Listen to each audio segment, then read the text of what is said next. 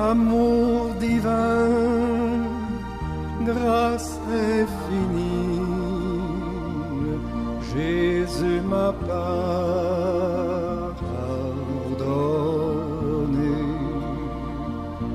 Et gloire, amour, bonheur et vie,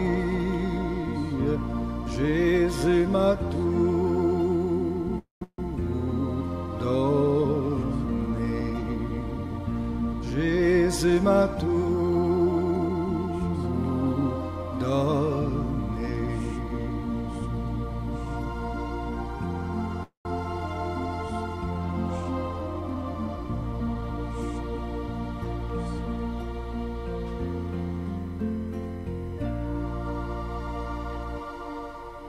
Connecté sur Facebook, vous êtes connecté sur YouTube. Les seigneurs de gloire vous bénissent tous abondamment au nom de Jésus-Christ. Amen. Voilà, si c'est la toute première fois que vous êtes connecté à notre réunion, nous débutons d'abord par la prière. Et après la prière, nous partageons également la parole. Nous partageons des enseignements pires, des enseignements de la saine doctrine. Donc voilà, vous êtes sur un bon endroit de rester scotché du début jusqu'à la fin. Le Seigneur ne manquera pas de vous faire du bien.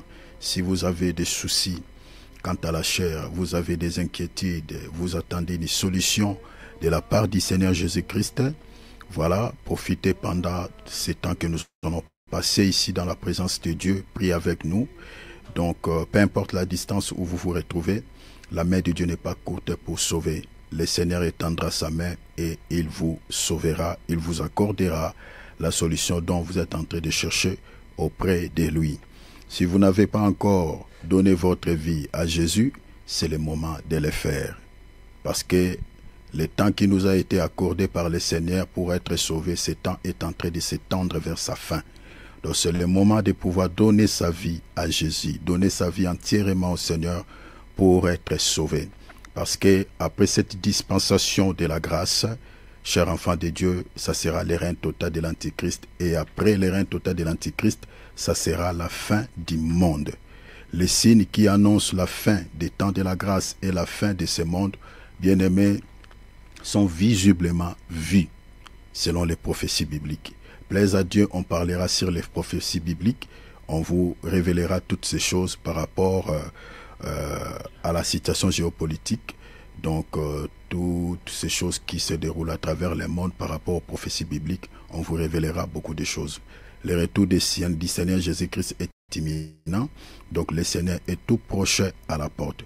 Donc c'est le temps de pouvoir faire un choix, de choisir Jésus comme ta vie, de choisir Jésus comme ton maître, comme ton Seigneur, comme ton sauveur, pour ne pas pouvoir subir le jugement qui s'abattra sur ce monde, le jugement que Dieu va déverser sur ce monde, voilà, pour être épargné comme le Seigneur avait épargné notre bien-aimé Lot.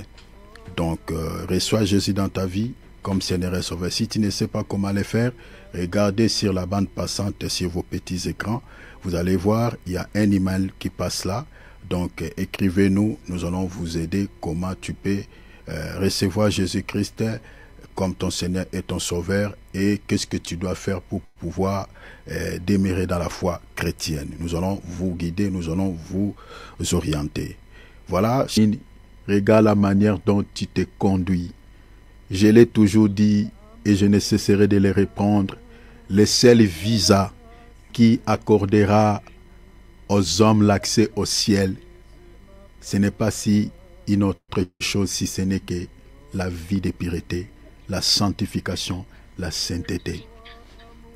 Si tu n'es pas saint, si tu n'es pas propre dans ton cœur, la porte du ciel est fermée sur ta tête. Chers enfants de Dieu, Jésus-Christ dans la prière de notre Père nous recommande, quand on fait une chute, de confesser nos péchés. Et le texte est dit dans le livre des Proverbes 28-13, celui qui cache ses transgressions ne prospère point. Mais celui qui les avoue, celui qui les confesse, obtient miséricorde.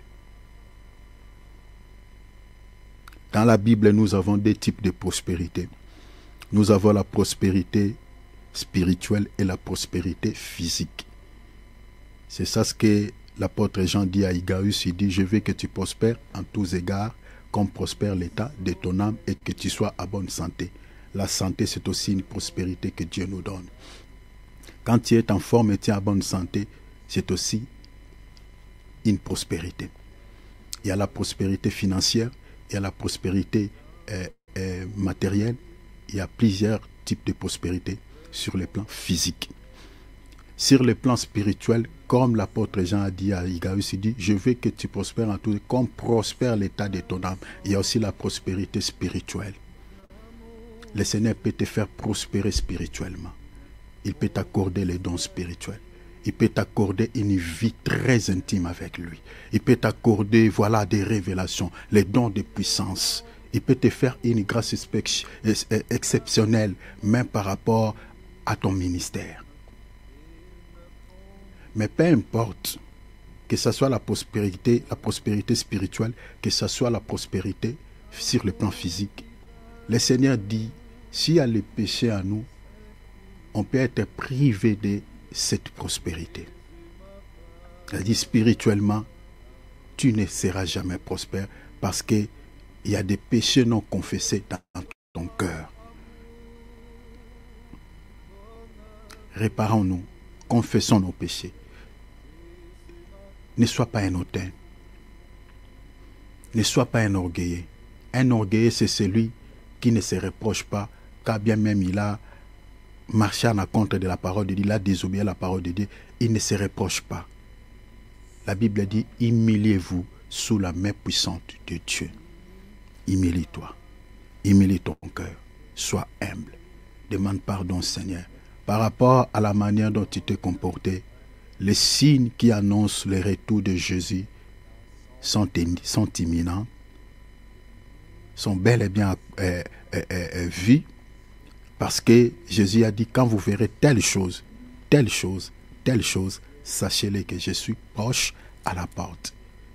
Et parmi tous les signes que le Seigneur nous a révélés dans sa parole, chers enfants de Dieu, la majorité sont bel et bien accomplis.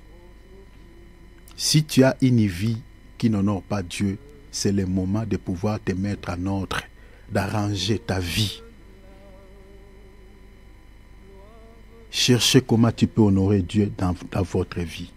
Honore ton père, honore ta mère. Dieu est ton père, il est aussi ta mère. Honore-lui, honore-le s'il te plaît. Honore-le à ta manière de vivre, honore-le à ta manière de se comporter. S'il te plaît, humilie-toi devant Jésus. Prions au nom de Jésus. Le Seigneur a dit dans Jean 15, sans moi, vous ne pouvez rien faire. Nous avons besoin de son aide. Nous avons besoin de son soutien. Cher enfant de Dieu, tu en as besoin dans ta vie. Sur le plan spirituel, tu as besoin de l'aide de Dieu. Sans le soutien du Seigneur, sans l'aide du Seigneur, prier, ça sera tout un corvée. La raison pour laquelle certaines personnes, puisque le Seigneur ne les a pas soutenues, prier, c'est tout un corvée pour eux. C'est tout un problème. Lire la Bible, n'en parlons même pas. C'est compliqué. Nous avons besoin de l'aide de Dieu. Jésus n'a pas mâché des mots. Dans Jean 15, il a dit, sans moi, vous ne pouvez rien. Prier, ça sera tout un problème. Jeûner, ça sera tout un problème. Lire ma parole, ça sera tout un problème. Et c'est la prière et la parole qui fait que nous soyons chrétiens, qui nous met en contact avec Dieu, qui sauvera nos âmes de l'enfer. Si on enlève la prière et la parole, chers enfants de Dieu, c'est fichu. On n'est plus chrétien, on ne sera plus sauvé. On est chrétien quand on prie le Seigneur. On est chrétien quand on médite sa parole et on l'applique. Si on enlève ces deux éléments, si on enlève ces deux rames dans la foi chrétienne, bien aimé, c'est fini, nous sommes mal barrés. Nous sommes candidats en affaires. Examine-toi, est-ce que tu arrives à lire la Bible? Tu arrives à mettre la parole de Dieu en application? Examine-toi, examine-toi. Est-ce que tu arrives à prendre un temps avec le Seigneur? Quel est l'état de ta vie relationnelle avec Dieu, avec le Seigneur? Quel est l'état de ta vie d'intimité avec le Seigneur? Tu as une vie d'intimité avec ton mari, avec ta femme, tu as une vie d'intimité avec tes enfants, tu as une vie d'intimité avec tes collègues, mais ton Créateur, celui qui t'a créé, celui qui te donne la respiration, celui qui te donne le souffle de vie, quel est le niveau de ta vie relationnelle avec lui? Est-ce qu'elle est à bon état ou pas? C'est lui qui sauvera ton âme de l'enfer. C'est lui qui t'épargnera de l'enfer. Examine-toi. Si ta vie relationnelle avec le Seigneur n'est pas bonne, tout ce que tu peux faire, prie et demande à Dieu de l'aimer de tout ton cœur, comme il a dit dans sa parole. Parce que si tu aimes quelqu'un, tu auras le temps avec lui, tu disposeras le temps avec lui, tu auras le temps de causer avec lui, tu auras le temps de se converser avec lui, tu lui donneras le temps. Tu lui donneras le temps. Tu te sacrifieras pour lui. Tu te sacrifies pour autre chose. Sauf que pour les choses du Seigneur, pour prier, pour lire la Bible, tu as toujours les esquisses. Pourquoi? Pourquoi? Dieu te donne la vie. Tu ne payes rien pour avoir cette vie. Dieu te donne la santé. Tout ce que tu es, c'est la grâce de Dieu. Pourquoi ne pas avoir une vie d'intimité avec le Seigneur? C'est lui qui t'accordera même la vie éternelle. Réfléchis même une seconde, s'il te plaît, mon frère, ma sœur. Ta vie relationnelle avec Jésus, elle est en bonne santé ou pas? Si le bilan de ta santé spirituelle est largement négatif, cher enfant de Dieu, il y a un souci, il y a un problème. Il y a beaucoup de risques que tu sois candidat en enfer. Parce que la justice de Dieu est équitée. Dieu jugera. Examine-toi. Depuis janvier, aujourd'hui nous sommes au mois de septembre. Ton bilan, le bilan de ta santé spirituelle, il est positif ou négatif? Alléluia. Les 4 mois qui nous restent, prie le Seigneur. Si tu es tombé dans les sommets spirituels, tu n'arrives pas à prier, demande l'aide de ton papa. Jésus revient, comme je l'ai dit tout au début. Les signes qui annoncent son retour sont visiblement vus et sont bel et bien accomplis. L'un des 4 matins, vous vous souviendrez, mes amis, de tout ce que je vous dis ici. Je ne vous mens pas. Jésus est tout proche à la porte. Nous sommes vraiment minuit dans l'horloge de Dieu. Si vous regardez les informations et que vous avez quelques connaissances par rapport aux prophéties bibliques, vous affirmerez ce que je suis en train de dire. Jésus est tout proche à la porte. Le monde auquel nous vivons est à déclin. Est en train d'aller vers le jugement. Parce que le mal dans notre temps atteint le paroxysme, atteint un niveau culminant, atteint le zénith. C'est pire que toutes les 2 générations précédentes. Même dans la génération de Noé et de Lot, il n'y avait pas de mal comme nous sommes en train de vivre dans notre temps. Et tout ça, ce sont des prophéties bibliques qui se sont accomplies, conformément à ce que Jésus avait dit. Quand vous verrez ce qui était dans la génération de Lot revenir dans votre temps, sachez-le que je suis proche à la porte. Cette prophétie est accomplie. Dans la génération de Lot, il y avait l'homosexualité. Il y avait des péchés en outrance contre Dieu. Dans notre temps, on ne les voit pas. Cette prophétie ne s'est pas accomplie. Jésus est proche à la porte. Arrange ta vie. Arrêtez de s'excuser. Que ton travail ne te sépare pas avec le Seigneur. La technologie, l'évolution de la technologie ne te sépare pas avec Dieu. Dans ton attel, tu as l'application de la Bible. Prenez aussi le temps de cliquer là-dessus. Même tu es dans le bus, tu peux prendre le temps de lire même un verset. Si tu as le temps d'aller sur TikTok, si tu as le temps d'aller sur Instagram, si tu as le temps d'aller sur Facebook, tu auras également le temps de cliquer sur cette même application qui est sur ton téléphone et de lire même un verset. Je fais ma part, je l'ai dit. Arrange ta vie. Sauve ton âme de l'enfer. Sauve ton âme de l'enfer. L'enfer, ce n'est pas un mythe, mais c'est une réalité. Que personne ne vous trompe. C'est une réalité.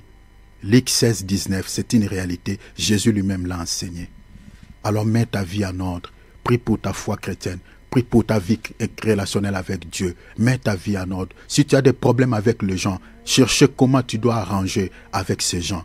Si tu n'arrives pas toi-même, cherche même quelques personnes qui peuvent t'accompagner afin de chercher la paix avec des gens avec qui tu as des conflits. Humilie-toi. Humilie-toi. Arrange ta vie avec Dieu, avec les humains, avec tes prochains. Prions à la manière dont tu as accompli cette exhortation. Demande l'aide de Dieu par rapport à ta foi chrétienne. Ouvrons nos micros, prions. J'ai besoin de ton soutien, Seigneur. Oh mon Dieu, tu peux faire grâce. Tu peux faire grâce. Tu peux faire grâce, papa. Tu peux faire grâce. Si tu veux, Seigneur, tu peux faire grâce. Seigneur, Seigneur, tu peux faire grâce. Si tu veux, Jésus, tu peux faire grâce. Où tu veux, papa, tu peux faire grâce. Tu peux faire grâce. Tu peux faire grâce. Tu peux faire grâce, papa. Tu peux faire grâce. Si tu veux, papa, tu peux faire grâce. Si tu veux, papa, tu peux faire grâce. Où tu veux, papa, tu peux faire grâce. Quand tu veux, Seigneur, tu peux faire grâce. Papa, que ta grâce nous accompagne. Que ta grâce nous accompagne. Je recommande, Seigneur, le mois de septembre.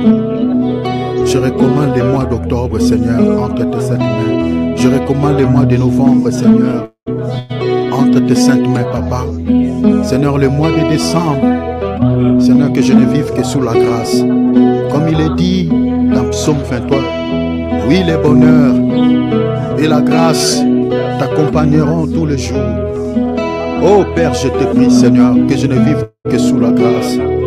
Que la grâce éloigne des maladies mystiques, de ma vie, de ma famille, de la vie de mes frères et sœurs.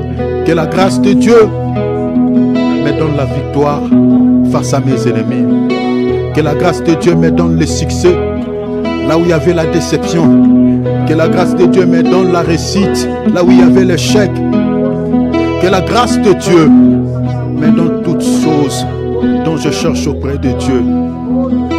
Père, déverse sur moi ta grâce. Déverse sur mon épouse ta grâce. Déverse sur mes enfants ta grâce. Déverse sur mes frères et sœurs ta grâce. Seigneur, je t'en supplie, Papa. Déverse sur nous ta grâce. Seigneur, toutes les paroles de malédiction qui seront prononcées, Seigneur, de la bouche de nos ennemis. Seigneur, que la grâce s'impose, que cela se change aux paroles de malédiction ou de bénédiction. Seigneur, comme c'était passé, Seigneur, dans la vie de ce faux prophète Balaam, qui tentait de maudire ce peuple qui était sous la grâce. Mais Seigneur, la grâce s'est imposée, que toutes ces paroles de malédiction étaient changées aux paroles de bénédiction. Seigneur, que ces 4 mois que je ne vive que les bénédictions de ta part. Que mes ennemis, Seigneur, se servent devant moi comme des ponts, comme des canaux. Seigneur, pour que, Seigneur, je puisse toucher, Seigneur, à ma bénédiction. Au nom de Jésus-Christ. Parce qu'il est écrit dans ta parole, quand Dieu approuve la voie d'un homme, il dispose favorablement à son égard ses ennemis. Alléluia. Ma brabo sendeberebra. Tu peux faire grâce, papa. Tu peux faire grâce. Tu peux faire grâce, oh Jésus. Tu peux faire grâce, oh. Si tu veux, papa, papa, tu peux faire grâce. Si tu veux, papa, papa, tu peux faire grâce. Où tu veux, Seigneur Jésus, tu peux faire grâce. Quand tu veux, papa, tu peux faire grâce. Où tu veux, Seigneur, tu peux faire grâce. Tant qu'on n'est pas encore arraché de ce monde par le Seigneur, et que nous continuerons à vivre dans ce monde qui est sous l'emprise du malin, ce dernier ne nous laissera pas en paix. Rappelez-vous dans le livre d'Apocalypse, lors de sa précipitation sur la terre, la Bible dit malheur à la terre. Malheur à la terre. Pourquoi malheur à la terre? Parce que le diable est descendu vers vous, animé d'une grande colère. Regarde tous ces malheurs que nous sommes en train de vivre dans ce monde. Qui est à l'origine? C'est lui. Derrière toutes ces guerres, c'est lui. Derrière toutes ces pandémies, c'est lui. Derrière tous ces virus, c'est lui. Derrière la montée du mal que nous sommes en train de vivre actuellement dans ce monde, c'est lui. C'est lui qui a mis à la tête de nos nations des dirigeants qui n'ont pas de cerveau. Des dirigeants qui ne s'inquiètent pas de la vie de leur peuple. C'est lui. La malheur du monde, c'est le diable. Le malheur du monde, c'est le diable. La souffrance de la terre, c'est le diable.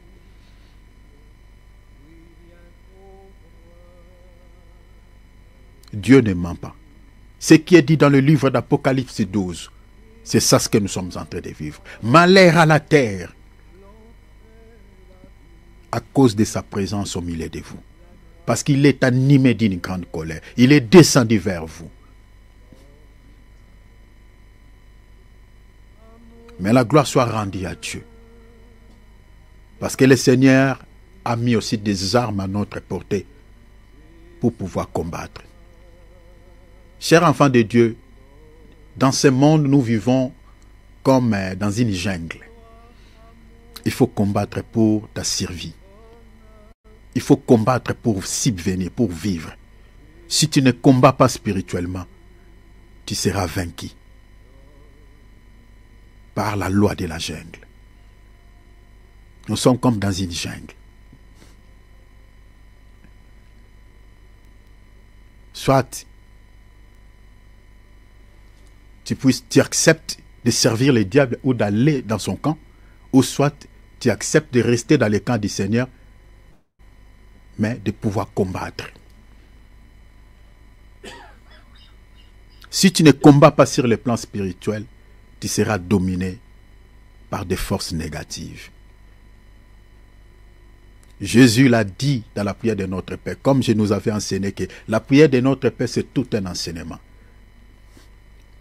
Chaque portion que le Seigneur a relevée dans ce passage de Matthieu 6, 9, c'est tout un enseignement. Délivre-nous du malin. C'est l'enseignement sur la délivrance. C'est l'enseignement sur le combat spirituel. Alors, récupère toutes les armes que le Seigneur a mis à ta portée. Combat.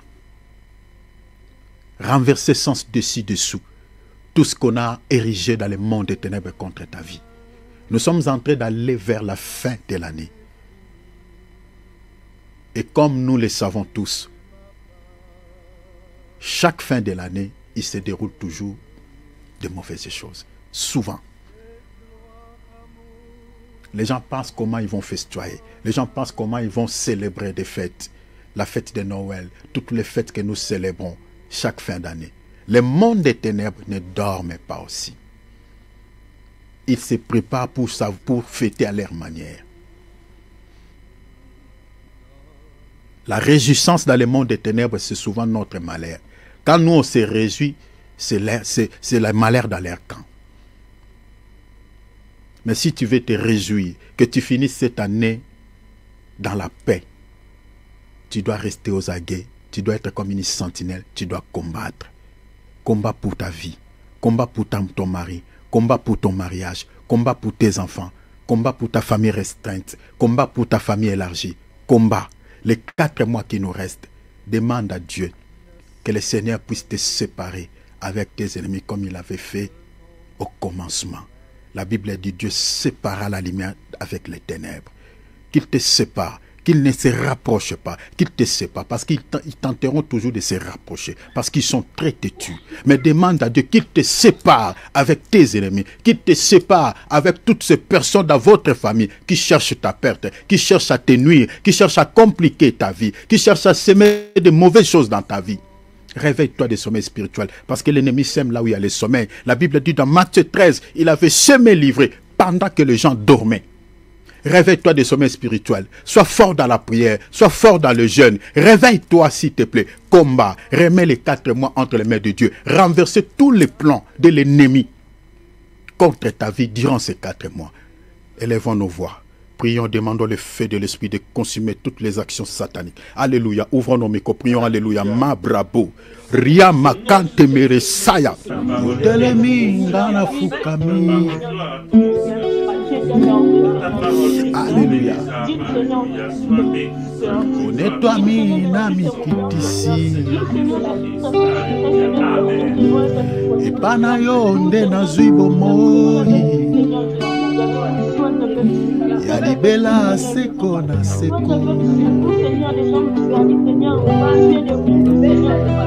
Olobi nde na kotosa. Ola kinde na kusimba. Osali na kobomba Kumisama zambe mawa.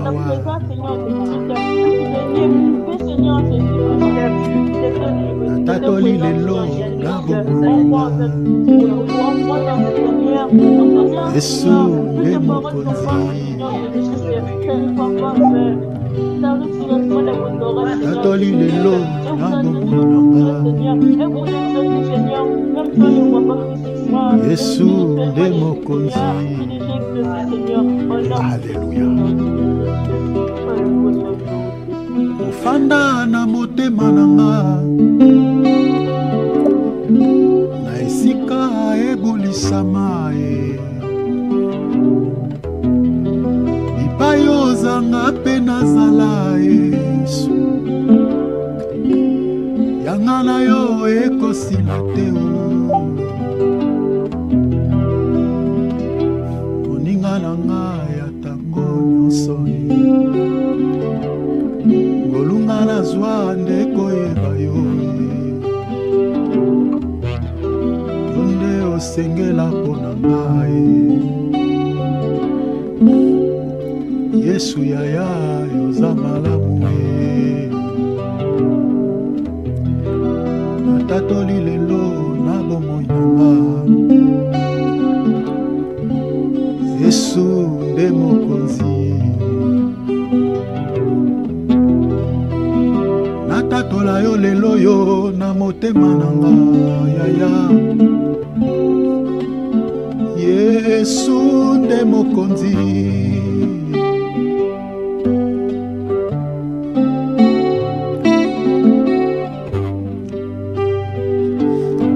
Nalingi nangai masia. Naponi nanga seyo. Oyo kotanga motema. Kaka yo papa. Osilisa ngai posa mokili Yesue. Likolo bolingo na yo. Kaka yo papa. Yesue. Kaka yo mwana na Nzambe. Masia nanga. Acclamons le Seigneur. Gloire à Dieu. Que le nom du Seigneur Jésus-Christ soit richement béni, béni, béni, béni, béni. Le Seigneur de gloire vous bénisse tous abondamment, mes frères et sœurs dans le Seigneur. Vraiment, soyez richement bénis, bénis, bénis, bénis. Gloire à Dieu. Alléluia. Voilà, nous sommes dans l'école des Bérets. Mettons nos micros à mode silencieux, chers enfants de Dieu. Voilà, prenons nos Bibles, prenons nos calepins. Voilà, faisons comme d'hab. Gloire soit rendue à Jésus, qui a permis que nous puissions être là ce soir autour de sa parole. Voilà, il y a d'autres personnes qui n'ont pas eu ce temps, mais le Seigneur a fait que nous puissions recevoir ces bons moments pour partager sa parole. Vraiment, c'est un privilège. Vraiment, que l'honneur, la gloire revienne à Jésus-Christ. Nous sommes en train de partager sur un grand thème que nous avons intitulé tout ce qu'il faut savoir sur la sainte doctrine et les fausses doctrines qui conduisent des âmes en enfer. Et le Seigneur nous avait aussi soufflé pour pouvoir partager sur un sous-thème que nous avions intitulé l'obéissance à Dieu. Et jusque-là, nous sommes attelés sur l'obéissance. Je crois, par la grâce de Dieu, c'est aujourd'hui que je mettrai un point virgule sur l'obéissance à Dieu. Et plaise à Dieu, à moins que le Seigneur me dise de continuer ou de parler sur autre chose. Mais plaise à Dieu, le samedi, par la grâce de Dieu, si Christ tarde toujours à venir, nous allons partager ensemble sur un sous-thème que j'avais déjà préparé par rapport à nos 23 grandes lignes que j'avais déjà établies. Donc on partagera sur l'observation de la dîme et de la dîme dans l'Ancienne Alliance et dans le Nouveau Testament. Et c'est par là que je parlerai sur l'utilité des offrandes. L'offrande que tu as l'habitude de donner à l'Église, je parlerai sur l'utilité de l'offrande. Je toucherai sur l'Ancien Testament. Quand les enfants d'Israël donnaient les offrandes, j'expliquerai l'utilité de ces offrandes-là, c'était quoi. On va commencer dans l'Ancienne Alliance et on parlera également à l'Église, on touchera aussi sur quelques écritures. On va voir les offrandes que les gens donnaient à l'époque des apôtres à l'Église primitive. Ça servait à quoi? C'était pourquoi les enfants de Dieu donnaient des offrandes. Donc on va vous expliquer parce que souvent on nous dit donner à Dieu, mais on nous explique pas où part cet argent, l'utilité de cet argent, ça va où. Maintenant, quand nous allons donner à Dieu, parce que Dieu est au ciel, quand on donne, on voit les humains, on ne voit pas Dieu. On voit ses ministres. Maintenant, il faut qu'il y ait quand même des explications. La lumière là-dessus, comprendre les offrandes que nous donnons, vous mettez ça où? Comment vous gérez ça? L'utilité des offrandes que nous donnons à l'Église. C'est par là que vous allez comprendre que beaucoup de serviteurs de Dieu qui demandent aux enfants de Dieu de faire des dons, de donner des offrandes consistantes, les offrandes là, ça ne servent pas Dieu, et ce n'est pas pour soutenir l'œuvre de Dieu, c'est pour s'enrichir eux-mêmes. C'est là où vous allez comprendre. Et la majorité des soi-disant serviteurs de Dieu qui récupèrent toutes ces offrandes pour s'enrichir, c'est souvent des faux prophètes. Parce qu'un vrai ministre de Dieu, bien qu'il y a certains vrais ministres de Dieu aussi qui sont tombés quelque part dans l'erreur de pouvoir récupérer les offrandes là comme leur propre argent, mais alors que ce n'est pas ça dans la Bible. Donc on va vous révéler beaucoup de choses. Je ne vais pas vous expliquer déjà certaines choses aujourd'hui, mais les samedis, on va débuter déjà, je vais introduire déjà sur l'observation parce que la dîme, c'est une offrande. C'est ça ce qu'il faut comprendre. La dîme, c'est une offrande que les enfants de Dieu donnaient à Dieu. Alors c'est par là que nous allons expliquer les offrandes, l'observation de la dîme dans l'Ancienne Alliance et puis dans la Nouvelle Alliance. Donc ne manquez pas les samedis. Donc aujourd'hui, par la grâce de Dieu, je mets un point virgule sur l'obéissance à Dieu.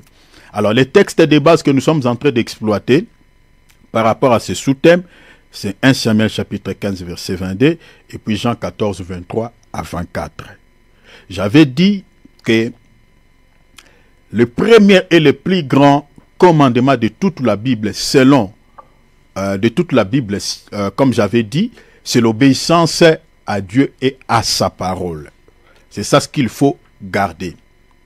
Parce que selon l'évangile de Matthieu 22, 37 à 38, la Bible nous dit que le plus grand commandement, ou le premier et le plus grand commandement de toute la Bible, c'est l'amour avec Dieu ou aimer Dieu. Or, selon l'évangile de Jean 14, 23, 24, aimer Dieu, ce n'est pas au sens littéral, ce n'est pas comme entre nous les humains, quand on se dit je t'aime, voilà, oui, moi aussi, et tout ça, voilà. Ce n'est pas dans ce sens-là. Aimer Dieu dans la Bible, c'est lorsqu'on met sa parole en application, c'est lorsqu'on applique sa parole. C'est ça ce qui veut dire aimer Dieu. C'est pour cela que j'ai dit que le premier et le plus grand commandement de toute la Bible, c'est l'obéissance à Dieu et à sa parole. C'est ça ce qui veut dire aimer Dieu. Donc un chrétien qui n'obéit pas à Dieu, un chrétien qui ne met pas la parole de Dieu en application, le Seigneur sait que ce chrétien-là ne l'aime pas. C'est ça. Ce chrétien-là ne l'aime pas. Il le déteste. Et un chrétien qui déteste Dieu par son comportement, Dieu aussi le déteste. C'est là où j'avais dit que souvent les gens ont l'habitude de dire que Dieu aime les pécheurs, mais Dieu déteste les péchés. Bien aimé, c'est dans quel verset? C'est où c'est écrit que Dieu aime les pécheurs? Mais non. Mais non. Dans la Bible, Dieu ne souhaite pas la mort d'un méchant, d'un pécheur. Vous comprenez? Parce qu'il y a certaines personnes qui diront que, maintenant Jean 3,16, il dit que, car Dieu a tant aimé le monde, tout ça et le monde. Et les gens pensent dans leur tête que le monde que Dieu a aimé, c'est le monde que nous voyons ici. Non, le monde que Dieu a aimé, c'est dans Jean, chapitre 17, verset 3. Lisez cela, vous allez découvrir le monde là. C'est tout un peuple qui se trouve dans le monde. Ce n'est pas le monde dans le sens physique. Non, non, non, non, non. C'est ça ce qui est dit dans Actes, je crois, chapitre combien? Chapitre 15, verset 14. La Bible dit, Dieu a jeté les regards dans le monde et il a choisi. Il n'a pas pris tout le monde. Il y a un peuple qui est caché dans le monde. C'est comme l'Israël qui était caché dans l'Égypte. Dieu a jeté le regard dans le monde. Et il n'a pas récupéré tout le monde. La Bible dit, il a choisi, il a fait un choix. Il a choisi un peuple qui porta son nom. Et le peuple-là, qui porte le nom de Dieu, aujourd'hui s'appelle l'Église. Ce n'est pas l'Église au sens littéral, ce n'est pas l'Église au sens physique, mais c'est l'Église au sens spirituel. C'est-à-dire, c'est tous les élus de Dieu, ou tout celui qui marche à l'obéissance de la parole de Dieu. Parce que le nom de Dieu, c'est la parole. Selon Apocalypse, je crois, chapitre combien? Chapitre 19. Hein, si vous lisez les versets, je crois, 13. Vous voyez? C'est ça, le nom de Dieu, c'est la parole. C'est-à-dire, tout chrétien qui garde la parole de Dieu dans son cœur, qui met la parole de Dieu en application, c'est ce chrétien-là qui porte le nom de Dieu. C'est ce chrétien-là qui est le choix de Dieu. Donc, enlevez dans votre esprit que voilà, Dieu aime les péchés. Non. Regardez, on va relire encore ce passage. Regarde, je lis Jean chapitre 14, verset 23. Je suis en train de faire une récapitulation. Donc, regarde ce qu'il dit ici. La Bible dit, Jésus répondit. Il répondait à ces Juifs qui lui avaient posé la question par rapport au plus grand commandement de toute la Bible. Le Seigneur ici lui répond, il dit, celui qui... Non, voilà. Non, ce n'est pas ça, en fait. Ce n'est pas ça. Ça, c'était dans Matthieu 22. Désolé. Ici, Jésus lui répondit. Il répondait à quelqu'un. Il dit, celui qui m'aime obéira à ce que j'ai dit. Est-ce que vous voyez comment c'est ce qui veut dire aimer Dieu? Celui qui m'aime obéira à ce que j'ai dit. Bien aimé, gardez ça dans votre esprit. Je suis dans la traduction français courant. Vous pouvez regarder aussi dans la traduction Semmer, vous verrez ça. Dans la traduction Louis II, c'est traduit celui qui m'aime gardera. C'est ça ce qui est traduit dans la traduction Louis II. Mais j'ai préféré la traduction Semer parce que nous sommes en train de... Traduction, pardon, français courant, parce que nous sommes en train de partager sur l'obéissance à Dieu. Donc le Seigneur dit ouvertement, celui qui m'aime obéira à ce que j'ai dit. Donc comprenez aujourd'hui, chers enfants de Dieu, si dans ta vie, tu as du mal à mettre la parole de Dieu en application, tu as du mal à respecter Dieu, à respecter la parole de Dieu, ton comportement avec la parole de Dieu ne sont pas semblables, donc comprenez tout simplement que tu n'aimes pas Dieu. Tu n'aimes pas Dieu. Tu les détestes. Et Dieu également te déteste aussi. Il te déteste. Parce que c'est ça la suite. Le Seigneur dit, celui qui m'aime obéira à ce que je dis. Et le Seigneur dit, mon Père l'aimera. Donc, celui qui aime Dieu, Dieu l'aimera. C'est réciproque. Donc, en revanche, si tu n'aimes pas Dieu, si tu ne l'aimes pas, eh bien, Jésus aussi ne t'aimera pas. Vous comprenez? Va te détester. Vous comprenez? Alors, le Seigneur dit, nous viendrons à lui. Mon Père et moi. J'avais expliqué ça. Le Père et le Fils, selon la pensée de Dieu dans la parole, veut dire tout simplement Dieu. Donc, c'est ça ce qui... voilà ce que les trinitaires ne comprennent pas trop. Parce qu'ils lisent littéralement, ils comprennent littéralement. Alors, la notion du Père et du Fils, j'avais expliqué, j'aurais du mal à reprendre tout ce que j'avais dit. Donc, selon l'enseignement de l'apôtre Jean dans 2 Jean chapitre 1er, verset 9, l'apôtre Jean nous apprend que la notion du Père et du Fils veut dire tout simplement Dieu. C'est ça, veut dire Dieu. Alors, le Seigneur dit, mon Père et moi, et nous habiterons chez lui. Or, celui qui habite nos cœurs aujourd'hui, c'est qui? C'est le Saint-Esprit. Donc, vous comprenez que la notion du Père et Fils, c'est aussi le Saint-Esprit. Parce que le Saint-Esprit, c'est l'Esprit de Dieu selon Jean chapitre 4. Vous comprenez? Verset 24. Le Saint-Esprit, c'est aussi l'Esprit de Jésus. Selon Actes des Apôtres chapitre 16, verset 6 à 7. Est-ce que vous voyez? Alors, on a combien d'esprits? Combien de Saint-Esprit? On n'en a qu'un. Selon Éphésiens chapitre 4, il y a un seul esprit. Donc vous comprenez que la notion du Père et Fils veut dire tout simplement Dieu. C'est lui le Saint-Esprit, c'est tout.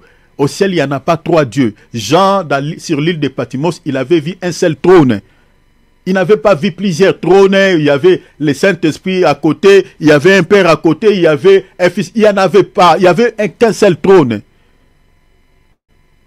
Le Père, c'est lui, le Fils, c'est lui, le Saint-Esprit. Mais il faut qu'on vous explique à quel moment on parle de la notion du Père, qu'on vous explique la notion du Père, du Fils et du Saint-Esprit. Alors, j'aurais du mal à répondre à tout ce que j'avais dit par rapport à cela. Alors, dans les versets 24 de Jean chapitre 14, le Seigneur dit, « Celui qui ne m'aime pas, n'obéit pas à mes paroles. » Vous voyez, mon bien-aimé, à quel moment tu détestes Dieu? C'est lorsque tu n'appliques pas la parole de Dieu dans ta vie. Lorsque tu ne mets pas la parole de Dieu en application. C'est à ce moment-là que tu détestes Dieu. Examine-toi, regarde ton comportement, regarde ton attitude, la manière dont tu te conduis, la manière dont tu te comportes. Est-ce que cela se conforme à la parole de Dieu ou pas? Si cela ne se conforme pas, eh bien, tu n'aimes pas Dieu. Même si tu chantes une chanson, un cantique, voilà qui dit « Jésus, je t'aime, Jésus, je t'aime », le Seigneur sait que ton comportement montre que tu ne l'aimes pas. Ton comportement montre que tu ne l'aimes pas. Alors, j'avais expliqué beaucoup de choses par rapport à cela. J'avais même parlé sur l'appel au salut avant le service. Beaucoup de chrétiens pensent que servir Dieu, c'est ça ce qui les permettra d'avoir l'accès au ciel. Chers enfants de Dieu, ne nous trompons pas. L'obéissance, le Seigneur a dit à un oint dans la Bible, il dit l'obéissance vaut mieux que les sacrifices. En d'autres termes, vaut mieux que les services. Santé pour Dieu, donner des offrandes, faire des dons, faire les miracles, prêcher l'évangile comme je suis en train de prêcher. Si je n'applique pas la parole de Dieu dans ma vie, je marche dans une vie de péché, cher enfant de Dieu, tout ce que je suis en train de faire aujourd'hui là, c'est une peine perdue. Tout ce qu'on fait pour Dieu, les services que nous sommes en train de rendre au Seigneur, c'est une peine perdue. Les services ne sauvera aucune âme. Déjà, j'avais dit, tout celui qui sert Dieu dans le péché, c'est un hypocrite. En réalité, tu n'aimes pas Dieu. C'est que je vous avais donné quelques témoignages de certaines personnes que moi je connais, qui sont dans la sorcellerie, mais ce sont des gens très attachés à l'assemblée, très attachés au service, très attachés à servir Dieu, aux bonnes œuvres. Personnellement, moi, je connais des gens comme ça. Certaines personnes qui sont dans l'impudicité, mais il est le premier dans l'assemblée, dans l'église locale, à servir Dieu. Il donne des offrandes. Vous savez, il y a certaines personnes qui vivent avec plusieurs partenaires, et tout l'argent qu'il reçoit, ou qu'elle reçoit cette personne, qu'elle reçoit, je parle ici de certaines sœurs en Christ, qui ont une vie de débauche, il partage son corps avec plusieurs partenaires, on lui donne de l'argent, et dans cet argent-là, il retire aussi la dîme. Il donne aussi, soi-disant, à Dieu. Mais c'est un argent très sale, très très sale. Et il y a certains hommes de Dieu qui savent, qui sont au courant. Ils savent que c'est cette sœur-là, il a une vie de désordre. Elle a une vie de désordre, elle a une vie sale. Au lieu que l'homme de Dieu puisse s'inquiéter pour l'âme de cette personne.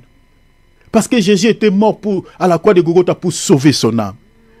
L'homme de Dieu, pour lui, même si cette personne va aller en enfer, lui, ça ne lui inquiète pas. Tout ce qui l'intéresse dans la vie de cette sœur, c'est la dîme. C'est la dîme.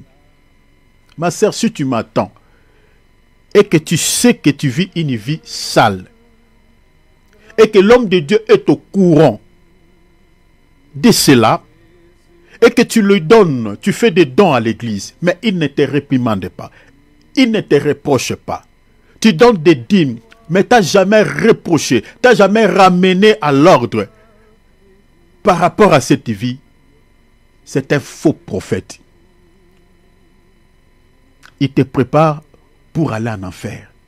Un vrai serviteur de Dieu, s'il voit son enfant dans la foi, l'enfant que lui il est en train de prêcher la parole, ou lui il encadre dans la parole, et qu'il ne marche pas à l'obéissance de la parole de Dieu, il va l'interpeller. Un vrai ministre de Dieu, il va l'interpeller. Même si tu fais des dons, même si c'est toi qui soutiens l'église, un vrai ministre de Dieu, il va t'interpeller. Si tu t'énerves et tu quittes l'église, lui, il a fait sa part. Le Seigneur enverra une autre personne pour soutenir son œuvre. Parce que le premier souci, le primo dans l'esprit de l'homme de Dieu, quand il prêche la parole, c'est de sauver des vies. Ça, je parle pour des hommes de Dieu mandatés par Dieu. Un vrai ministre de Dieu, ce qui lui inquiète, quand il annonce la parole par rapport aux enfants de Dieu, ce qui lui inquiète le plus, c'est de pouvoir sauver des vies, sauver des âmes. C'est pour cela que je vous avais dit ici que la première qualité pour reconnaître un vrai serviteur de Dieu, ne vous dérangez même pas, Dieu Seigneur, révèle-moi l'état d'âme de mon pasteur. Bien aimé, ne vous dérangez. Vous savez, Jésus, je nous avais parlé ici, par rapport au signe pour reconnaître une personne sorcière, je nous avais dit ceci. Dans la Bible, il y a deux possibilités pour reconnaître une personne sorcière. C'est pareil aussi pour reconnaître un vrai ministre de Dieu.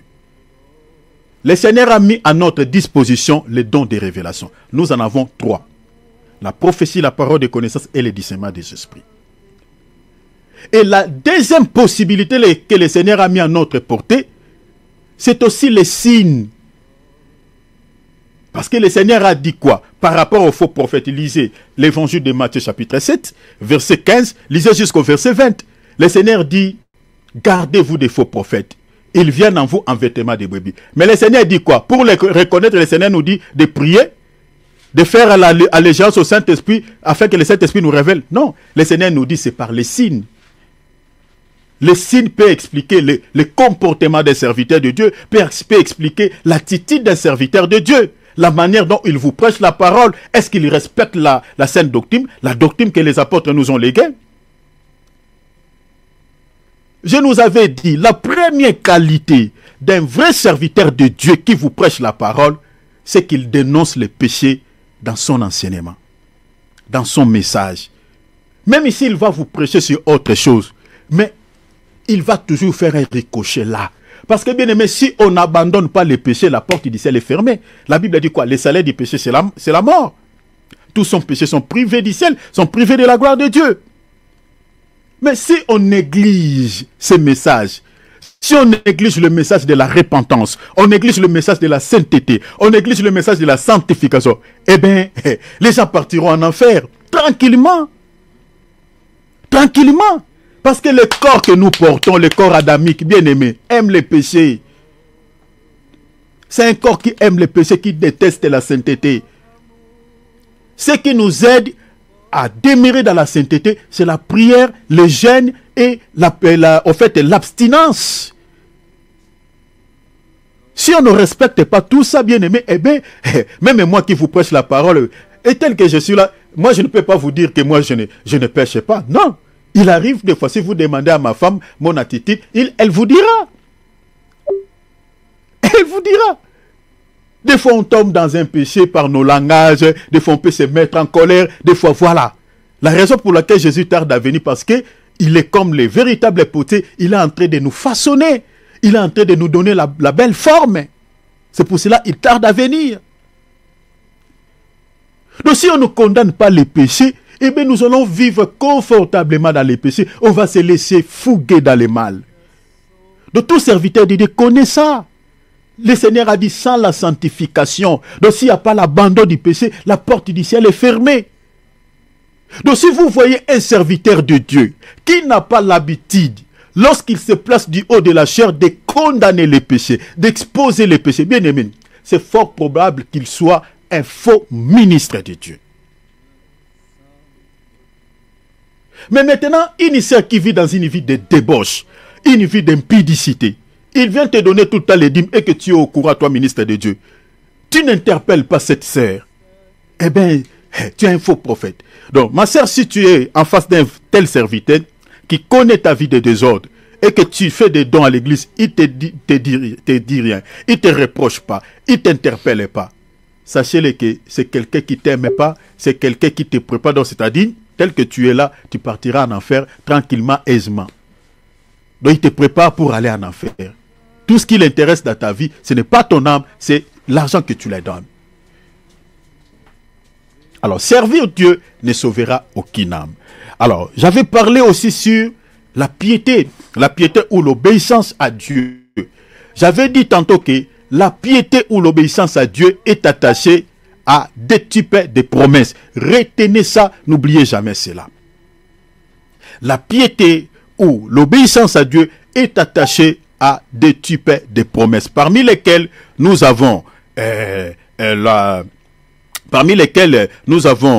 premièrement la promesse de la vie présente, et puis celle qui est à venir. Retenez ces deux types de promesses. Dans un autre langage, selon l'évangile de Matthieu 19 à 29, le Seigneur nous a promis les centuples et puis la vie éternelle. Ce sont ces deux types de promesses qui sont attachées à la piété, à la vie de piété ou à l'obéissance à Dieu. Donc un chrétien qui obéit à Dieu, qui marche dans une vie de piété, le Seigneur accomplira ces deux types de promesses dans sa vie.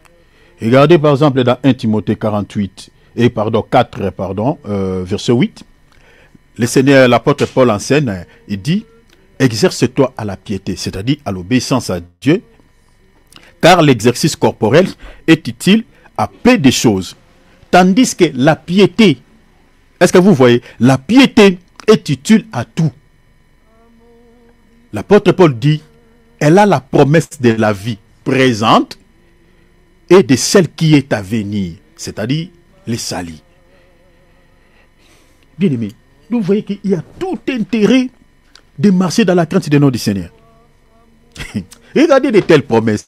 Donc quand Dieu nous demande de vivre dans une vie de piété, d'obéir à sa parole. Cher enfant de Dieu, c'est juste parce que le Père t'aime. C'est tout. C'est pour ton intérêt. C'est pour ton intérêt. Donc vous voyez, ici déjà on peut expliquer beaucoup de choses. Si des fois nos prières ne sont pas exaucées par le Seigneur, bien aimé, il faut aussi s'examiner. Il faut aussi faire l'introspection dans nos vies. Est-ce que nous obéissons vraiment à Dieu? Est-ce que nous marchons dans une vie de piété? Parce que le Seigneur nous a promis dans ce siècle présent que le Seigneur ne nous abandonnera pas. Il ne nous délaissera pas. Il se souviendra de nous. Vous comprenez? Parce que les centiples, ce sont des bénédictions matérielles. Le Seigneur nous a promis qu'il ne nous délaissera pas dans ce siècle présent. Et dans les siècles à venir, le Seigneur nous a promis aussi le salut éternel dans la félicité. Mais posons-nous la question. Des fois, quand on s'inquiète trop pour certaines choses, nanani, nanana, posons-nous la question, est-ce qu'on marche vraiment à l'obéissance de Dieu? On vit vraiment la piété dans nos vies? C'est une question que chacun de nous doit se poser. Et regardez par exemple, si vous lisez dans Luc chapitre 2, verset 25, vous pouvez lire jusqu'au verset 30. Nous avons un exemple de quelqu'un qui avait une vie de piété, une vie de l'obéissance à Dieu. Le Seigneur avait tenu ses promesses, ce qu'il a dit ici dans Timothée chapitre 4, verset 8. Le Seigneur avait tenu sa promesse dans sa vie. Vous connaissez l'histoire de notre bien-aimé Siméon. Le Seigneur lui avait promis qu'il ne connaîtra pas la mort sans avoir vu le Christ dit Seigneur. Le Christ dit Seigneur dont le Saint-Esprit, le Seigneur lui parlait, il était question de son salut. Si vous lisez dans les versets 25, la Bible dit cet homme était juste et pieux. Il avait une vie de piété. C'est ça ce qui a poussé le Seigneur de pouvoir accomplir sa promesse dans sa vie. Chers enfants de Dieu, vous savez, Siméon ici, c'est aussi l'image de tous les chrétiens qui ont une vie de piété. C'est l'image de tous les chrétiens qui ont une vie à l'obéissance à la parole de Dieu. De la même manière, Dieu avait accompli sa promesse dans la vie de Siméon, il accomplira aussi dans la vie de ces Siméons d'aujourd'hui. Donc, c'est-à-dire dans la vie de tous ces chrétiens qui mènent une vie de piété, qui mènent une vie à l'obéissance de Dieu. Nous avons un deuxième exemple de Corneille. La Bible nous montre que cet homme est aussi pieux. Dans les versets 2, on dit, il était pieux et craignait Dieu avec toute sa maison. Corneille craignait Dieu avec toute sa maison. Nous voulons des familles comme ça. Toute sa famille, donc sa femme, ses enfants. Ça, c'est très important. Chers parents, si tu veux que tes enfants marchent dans la crainte de notre Seigneur, ça doit commencer par toi. Vous ne pouvez pas apprendre à vos enfants de marcher à la crainte de notre Seigneur si toi-même, le père ou la mère, tu ne crains pas Dieu, tu ne te rapproches pas de Dieu. Comment tes enfants se rapprocheront de Dieu? Josué a dit, moi et ma maison, nous servirons le Seigneur. Ça doit commencer par toi, le père. Ça doit commencer par toi, la mère. Si aujourd'hui nous avons des enfants qui ne nous obéissent pas, qui ne nous respectent pas, nous sommes en train de donner des conseils, nous sommes en train de faire tout. Mais les enfants n'écoutent pas. Bien aimé, tout ça commence par nous. Ça commence par nous. J'ai toujours dit aux parents, on n'élève pas les enfants seulement, voilà, quand on leur donne la nourriture, on prépare pour eux, on les achète les enfants, les habits, pardon, on les envoie à l'école, voilà, c'est fini. On néglige la spiritualité. C'est très compliqué. C'est très compliqué. Vous savez, en Europe, nous avons des enfants intellectuels. Mais si tu regardes la vie de certains enfants dits intellectuels, tu vas préférer même la vie d'un enfant illettré, mais qui est poli, qui est sage.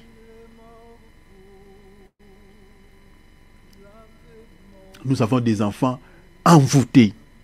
Envoûtés, envoûtés comme pas possible. Les parents s'inquiètent, les parents se demandent, mais vous êtes en train de s'inquiéter, mais pose-toi la question toi-même. Parce que vous savez, il y a certains travaux que nous, les parents, nous ne pourrons jamais accomplir dans la vie de nos enfants, surtout sur le plan spirituel. C'est Dieu qui nous aidera. Mais à condition que nous se rapprochons de lui. Nous demandons de l'aide auprès de Dieu. Parce que si nous, on s'éloigne de Dieu, on ne se rapproche pas de Dieu, on s'affiche de Dieu, comment Dieu nous aidera? Comment Dieu aidera nos familles? Regardez la famille de Corneille ici. Je suis dans Actes des Apôtres chapitre 10, versets 1 à 2. Lisez d'abord 1 à 2, puis on lira 3 et 4. La Bible dit Corneille, en tant que père de famille, je suppose qu'il était père de famille. La famille dont on parle ici, c'est sa femme et ses enfants. La Bible dit, il craignait Dieu. Et ça commence par qui? Ça commence par lui, les pères.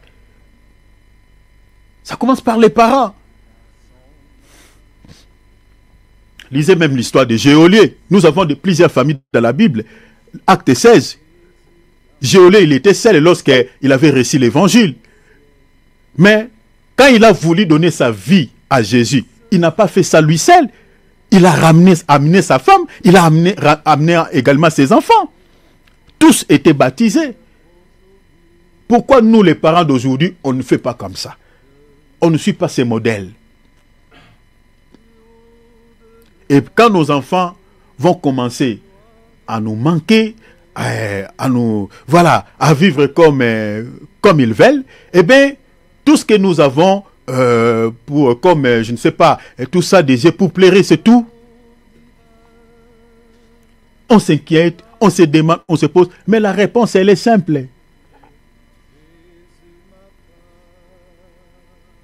Beaucoup des enfants, pas seulement en Europe, mais partout ailleurs, souvent sont possédés. Parce qu'il y a certains amis que nos enfants, c'est une parenthèse que j'ouvre, par rapport à la famille de Corneille ici, qui m'a poussé à parler un peu de ces choses. Si vous regardez par exemple ici en Europe, que ce soit ailleurs, il y a beaucoup des enfants qui sont envoûtés. Par qui? Par leurs amis. Par leurs amis. Il y a des enfants qui sont dans la sorcellerie. Eh bien oui, il y a des enfants qui sont dans la sorcellerie. Si par exemple, ton enfant est ami avec un enfant qui est dans la sorcellerie, vous pensez que cet enfant-là aura quelle influence? Aura l'influence du mal. La Bible a dit les mauvaises compagnies corrompent la bonne mœurs.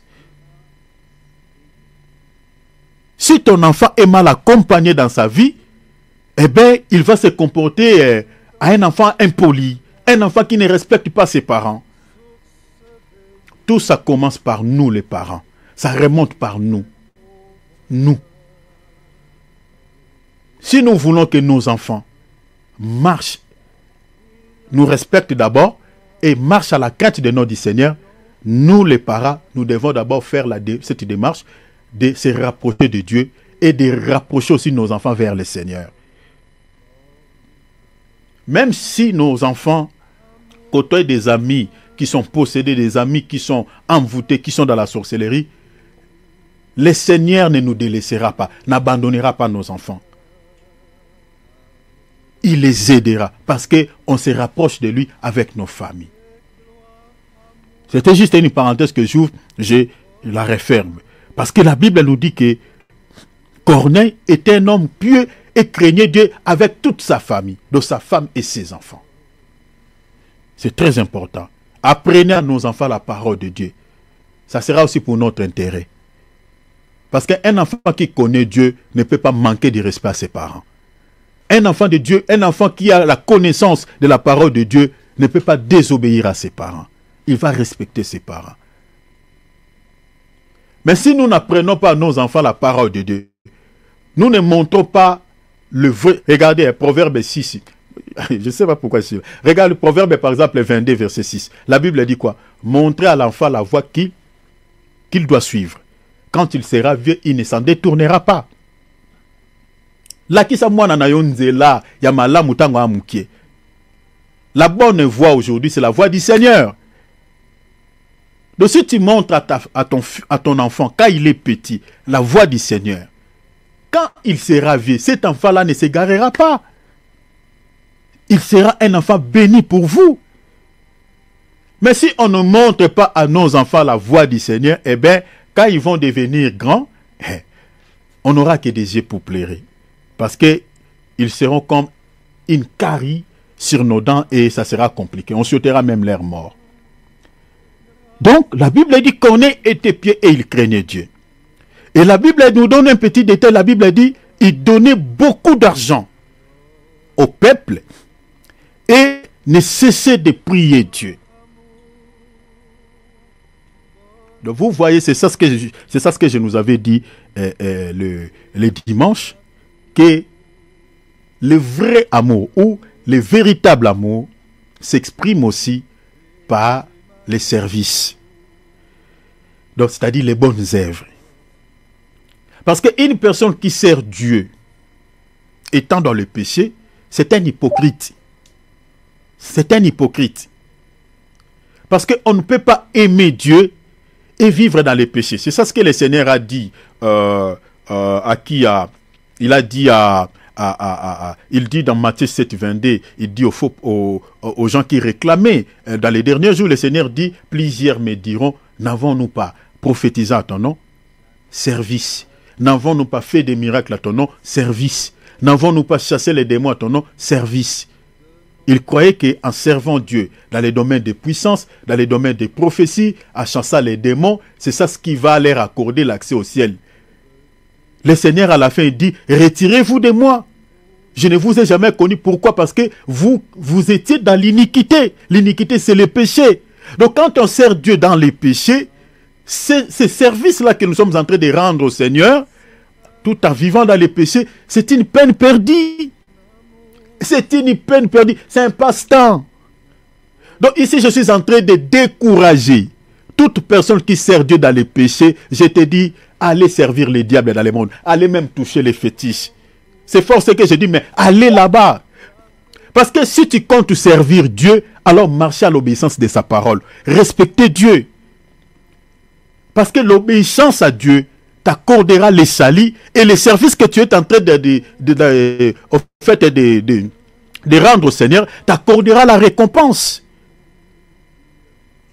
C'est ça. Le service, c'est pour la récompense et non pour les salis. C'est l'obéissance qui est attachée au salut.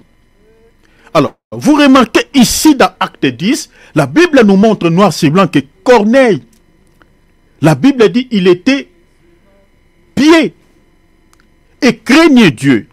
Et la Bible dit il donnait, je suis dans la traduction second 21, il donnait beaucoup d'argent au peuple. Dans la traduction parole de vie, la Bible dit il aide beaucoup les pauvres du peuple juif et prier Dieu régulièrement. Donc vous voyez ici, on peut parler de l'aide sociale. Il était papa social, Corneille. Il partageait le peu que le Seigneur lui donnait avec les pauvres. Par contre, aujourd'hui, oh mon Dieu, ça me fait pleurer. Parce que je vois beaucoup des images dans mon esprit de faux prophètes, de faux serviteurs de Dieu qui récupèrent même le peu que les pauvres ont. Donc lui-même, il est bien habillé. Et voilà, si tu regardes sa chaussure, vraiment, voilà, une chaussure qui coûte énormément cher. Tu regardes la vie de sa femme, tu regardes la vie de ses enfants. Donc, ils ont des moyens. Mais il est en train de demander encore un petit rien chez les mamans là, qui n'ont rien. Quand tu regardes leur manière de s'habiller, quand tu regardes, voilà, leur morphologie, tu regardes tout, tu n'as même pas besoin de prier Dieu pour savoir la vie de ces personnes-là. Donc tu peux directement comprendre que cette maman vit une vie de souffrance. Ses frères ici, il a vraiment une vie de souffrance. Mais tu verras l'homme de Dieu, il est en train de dire à ses frères-là, l'épée que tu as là dans ta poche, donne ça à Dieu. Et il va aller récupérer une écriture avec ses mains sales, que voilà, Élie le Tishbite, et voilà, lorsqu'il était allé chez la veuve de Sarepta, voilà, la veuve là n'avait qu'un pot de farine et puis un petit huile. Élie le Tishbite a dit à cette femme, tu dois d'abord faire pour moi, fais d'abord tout ça pour moi. Donc le pain que tu as là, fais d'abord ça pour Dieu. Et tu vivras les miracles. il a récupéré une écriture avec ses mains. Donc vraiment, c'est compliqué. Ces gens-là seront sévèrement jugés. C'est ça ce que le Seigneur disait aux pharisiens. Il dit, vous allez être sévèrement jugés. Parce que vous êtes en train de dépouiller les veuves.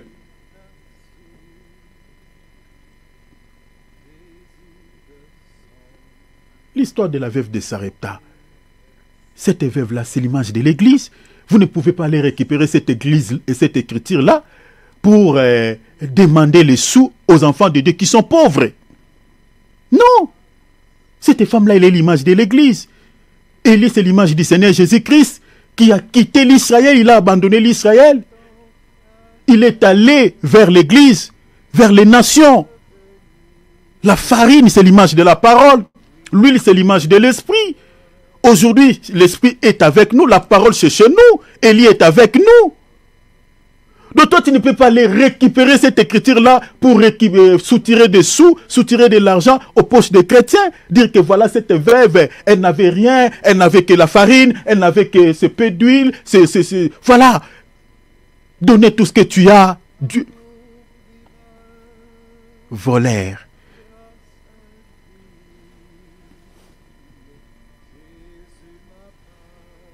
Attendez quand on vous parlera sur l'éthiqueté des offrandes. Vous allez comprendre que beaucoup de soi-disant serviteurs de Dieu sont des pillards du temple. Sont des voleurs.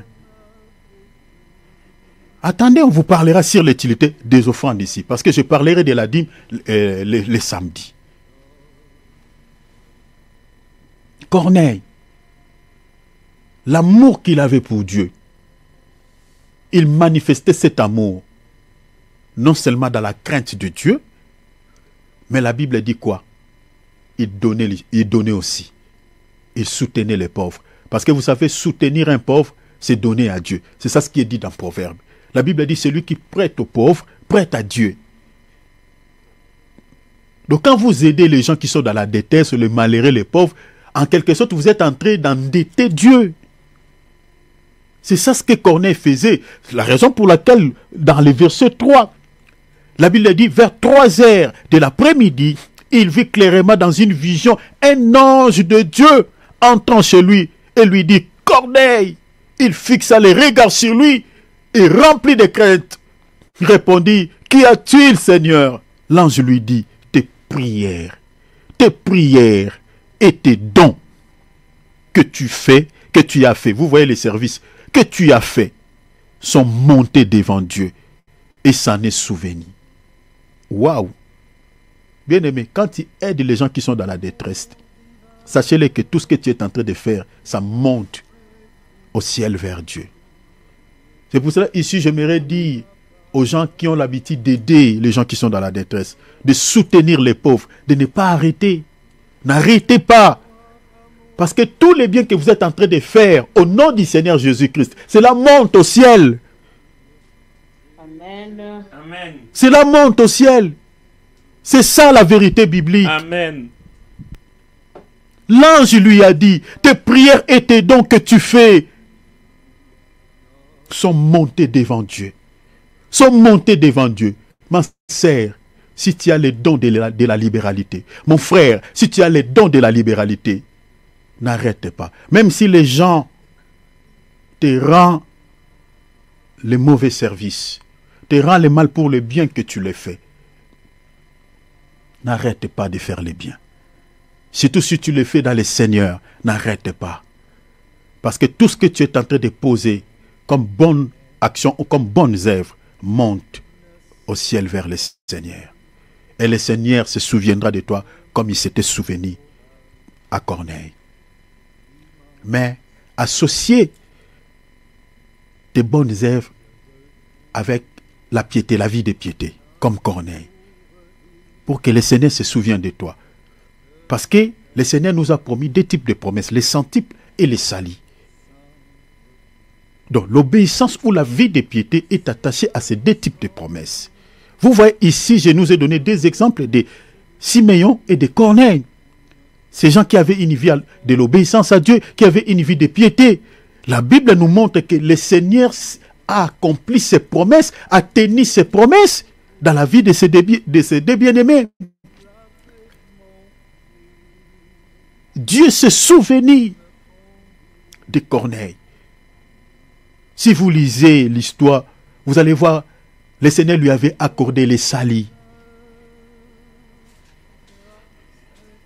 La vie de piété. Mais le constat est amer. Le constat est amer. Aujourd'hui, les gens emplissent l'apparence de la piété. Si vous allez dans nos enseignements, quand j'arrive là, je vois des images de personnes que moi je connais. Des enfants de Dieu que je connais, qui ont l'apparence de la piété. Il y a d'autres qui sont dans la sorcellerie, d'autres dans l'impudicité, d'autres dans l'orgueil, d'autres dans tout. Ils vivent confortablement comme les païens. Mais ils portent le nom des chrétiens. Vous savez, l'apparence de la piété, c'est ça ce que j'ai dit tout à l'heure, c'est de l'hypocrisie. Bien-aimé, ça ne te servira à rien de vivre une vie totalement comme un païen.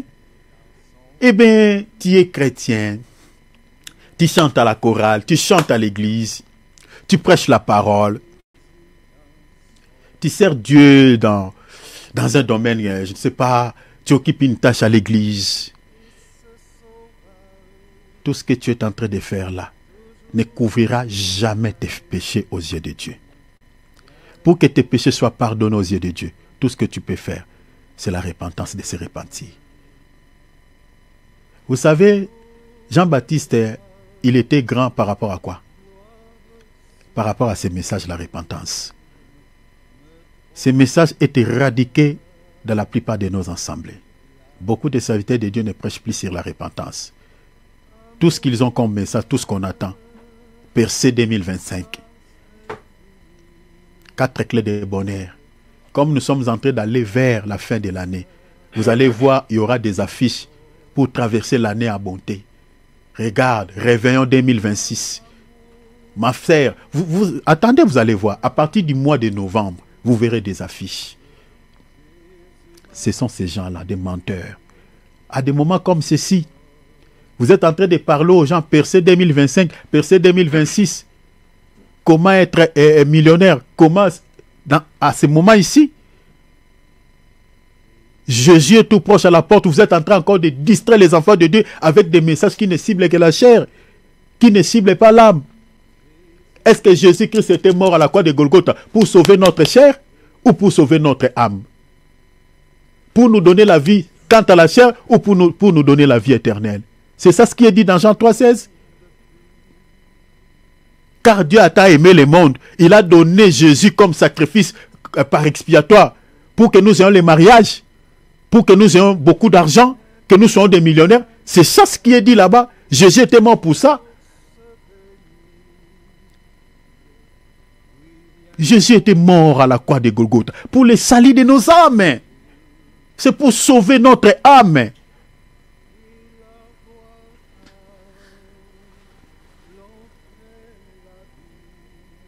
L'apparence de la piété. Regarde ce que l'apôtre Paul dit dans Tite 2,11. Ma sœur, si tu vis une vie de l'apparence de la piété, tu ne marches pas dans la crainte du nom du Seigneur. Le temps est encore là. Jésus n'est pas encore revenu et tu n'es pas encore mort. Répands-toi. Regardez ce que l'apôtre Paul dit. Avant que je puisse lire cette écriture, non, lisons d'abord ça. 2 Timothée chapitre 3, c'est 2 Timothée chapitre 3, versets 1 à 5. 2 Timothée chapitre 3.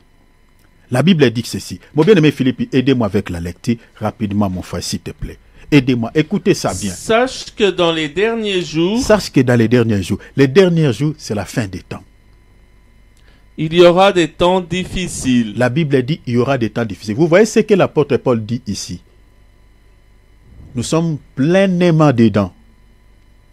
La souffrance que nous avons à ce moment ici, à ce temps ici. Bien aimé, si vous regardez 10 ans, 20 ans en arrière, il n'y avait pas de tout ce que nous sommes en train de voir aujourd'hui. La souffrance était intensifiée comme pas possible. Comme pas possible. Donc, cette prophétie, cette parole, nous sommes en train de vivre cela dans notre temps, mes bien-aimés, c'est accompli de manière littérale. Continuez, il dit quoi? Car les hommes seront égoïstes. Soulignez tout ce que l'apôtre Paul dit ici, parce que je suis en train de parler des chrétiens qui ont l'apparence de la piété, qui vivent une vie de l'apparence de la piété, qui sont hypocrites. Ils sont égoïstes, mais ils ont quand même une apparence, c'est-à-dire extérieurement, ils sont chrétiens, mais intérieurement, sont égoïstes. C'est ça, en fait, ça. Continuez, il dit quoi encore? Amis de l'argent. Ils servent les dieux mammon. Moi, j'aime trop l'argent. Quand vous entendez un chrétien qui dit, j'aime trop l'argent, moi. Attention. Amis de l'argent. Vous savez aujourd'hui pourquoi beaucoup de gens n'arrivent plus à prier, n'arrivent plus à servir le Seigneur, n'arrivent plus à lire leur Bible, qui sont qui se trouvent dans leur tête, dans leur propre téléphone. Ils ont le temps pour aller sur TikTok, les réseaux sociaux, sauf l'application de la Bible qui se trouve sur son téléphone. Ils ne cliquent jamais là-dessus. Ils ont le temps pour d'autres choses. Ils ont le temps d'aller au travail. Ils ont le temps d'aller, voilà, ça et là. Mais sauf que ils ont que des excuses par rapport à la prière, par rapport à la parole. Parce que les gens veulent quoi? Les gens aiment tellement l'argent. Les gens se laissent trop à travailler. Le travail, ce n'est pas mauvais. Mais si ton travail commence à t'empêcher de prier, ton travail commence à t'empêcher de servir Dieu, ton travail devient tout un obstacle, tout un Dieu pour toi. C'est ça la pensée. Parce que les gens pensent que l'idolâtrie se limite seulement, voilà, quand on prie un chapelet, on prie avec le chapelet, on prie devant une statuette. C'est ça, l'idolâtrie, c'est tout ce qui a pris la place que tu donnais à Dieu. C'est-à-dire la première place que tu donnais à Dieu. La première place que Dieu était censé d'occuper dans ta vie. Et qu'il y a quelque chose qui a pris cette place-là. C'est ça aussi une forme de l'idolâtrie. Et la Bible dit quoi dans Ephésiens 5:5? Un idolâtre n'a pas la vie éternelle. Si ton travail commence à t'empêcher de prier, ou de servir Dieu, ou de lire même un verset de la Bible, bien aimé, mais c'est compliqué. Ça devient tout un Dieu pour toi. Et vous savez, quand on travaille, c'est pourquoi? C'est pour gagner de l'argent. Donc vous voyez que cette prophétie s'est accomplie de manière littérale. Et mais vous allez voir ces chrétiens-là, il n'a que l'apparence de la piété. Il confesse Jésus dans sa bouche. Mais dans son esprit, Jésus n'est plus. C'est ça ce qu'on retrouve à l'église d'Éphèse.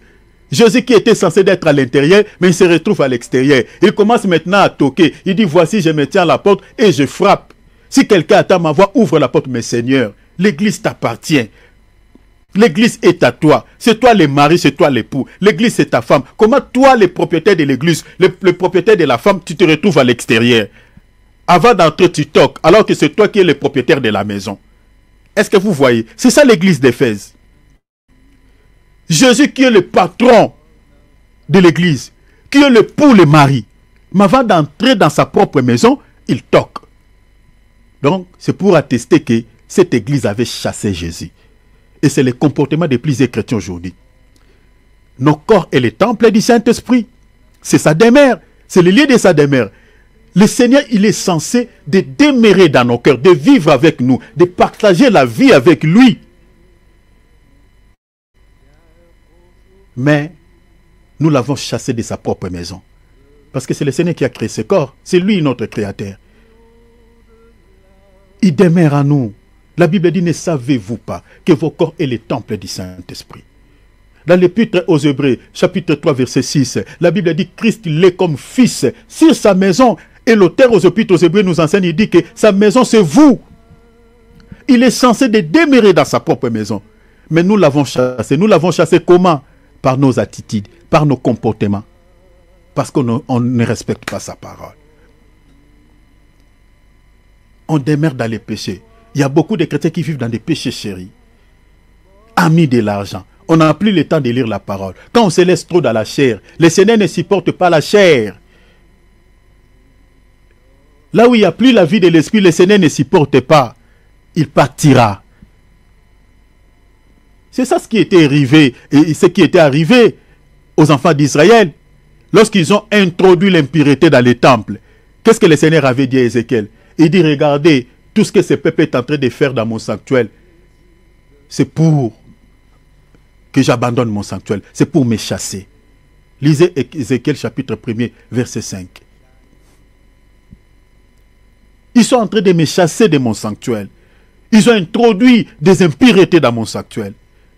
Mais à chaque fois, quand on loge le péché dans nos cœurs, en quelque sorte, nous sommes en train de dire au Seigneur, quitte, c'est fini. Quitte cette maison, quitte ma vie. Ami de l'argent, que ton travail ne te sépare pas de Dieu. Que tes activités, tes projets ne te séparent pas de Dieu. Parce que s'il y a quelque chose qui inquiète les gens actuellement, surtout nous qui sommes en Europe, oh là là, c'est de l'argent, money. Time is money. Le temps c'est l'argent, money, l'argent. Les gens travaillent comme des robots, les gens travaillent comme pas possible, L'argent, l'argent. Les gens seront amis de l'argent. Les gens serviront maman que Dieu. Chers enfants de Dieu, chers chrétiens, ne tombez pas dans ça. Ne sers pas maman. Tu as besoin de l'argent. Si tu as le temps pour aller chercher de l'argent, mais et aussi le temps avec ton Créateur. Et aussi le temps de méditer la parole. Cherchez aussi un temps de prier Dieu, de développer voilà, une vie d'intimité avec ton Créateur, avec ton Seigneur, avec ton Sauveur.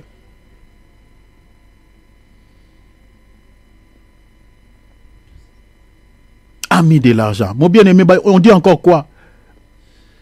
Hautain, l'orgueil. On parle de l'orgueil. Tu as sauté un élément, on dit fanfaron. Fanfaron. Vous voyez ici, les gens n'auront plus du sérieux aux choses de Dieu. Ah là là là là. Fanfaron. Manque du sérieux aux affaires de Dieu.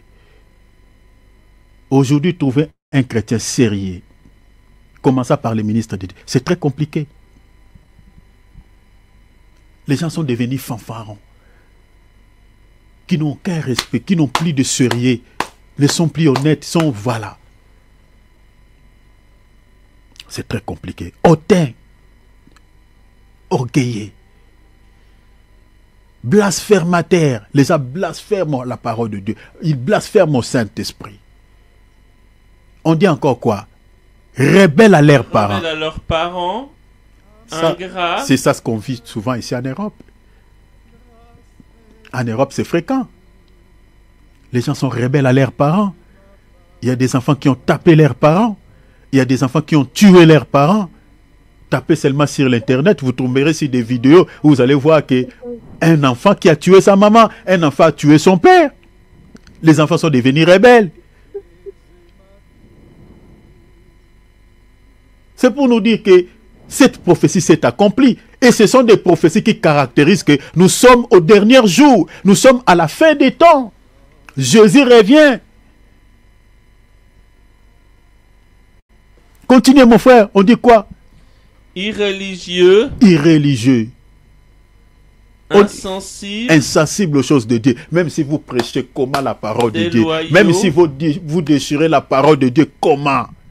Les gens sont insensibles. Combien de fois ici quand on prie, je dis aux gens, prions. Je suis en train d'exhorter les gens. Je dis, prions ensemble. Mais les gens laissent toujours leur micro fermé. Les gens sont insensibles même à la voix d'un serviteur de Dieu. Sont insensibles même quand tu parles sous l'onction du Saint-Esprit. Les gens sont loin de Dieu. Insensibles. Nous sommes dans la... Moi, ça me fait peur. Ça me fait peur. Nous sommes dans la présence de Dieu. Chers enfants de Dieu, je suis en train de nous supplier. Prions, ouvrons nos micros, prions les Seigneurs. Mais les gens, ils ne prient pas. Leurs micros sont fermés, indifférents, insensibles total. Ça fait partie des signes qui montrent que cette personne est dans l'impiété. Il n'a pas la vie de piété. Il n'a pas la vie à l'obéissance de la parole de Dieu. Nous n'avons pas la crainte de Dieu. Si nous avons du moins la crainte de Dieu, nous avons une vie de piété, chers enfants de Dieu. Mais nous devons être sensibles au Saint-Esprit, sensibles quand nous sommes dans la présence de Dieu. Mais nous sommes insensibles. Des fois, je me demande, Seigneur, qu'est-ce que je peux faire? Je te sers, mais regarde ce peuple. Qu'est-ce qu'on peut faire? Ça m'inquiète dans les cœurs. Les gens refusent de prier. Insensible. Tu parles comme si tu ne parlais pas. Bien-aimé, vous pensez au ciel, Dieu nous regarde avec quel œil? Nous sommes là pour prier. Nous sommes là pour écouter la parole. Mais on est indifférent des fois. Dans la prière, on ne prie pas. On ne participe pas à la réunion. C'est très compliqué. L'insensible, déloyaux, infidèles, manque d'honnêteté. Nous en avons plein comme ça, des chrétiens infidèles à Dieu, infidèles au Seigneur. Moindre difficulté, il est prêt à tout. Il peut aller même voler. Il peut aller commettre un péché. C'est pas normal. Déloyaux, infidèles à Dieu. Calomniateurs. Intempérant. Des accusations fausses. Cher enfant de Dieu, si c'est comme ça que tu te comportes, tu dois te repentir. Si tu as l'habitude de faire des accusations fausses contre les gens, contre certaines personnes, Dieu te condamnera. Tu dois te repentir. Les gens qui font des faux témoignages contre les autres. Vous savez, à cause des faux témoignages, il y a certaines personnes qui sont mortes. On a monté une histoire de toute pièce contre lui. La personne n'a pas supporté ces faux témoignages, cette accusation. La personne est décédée.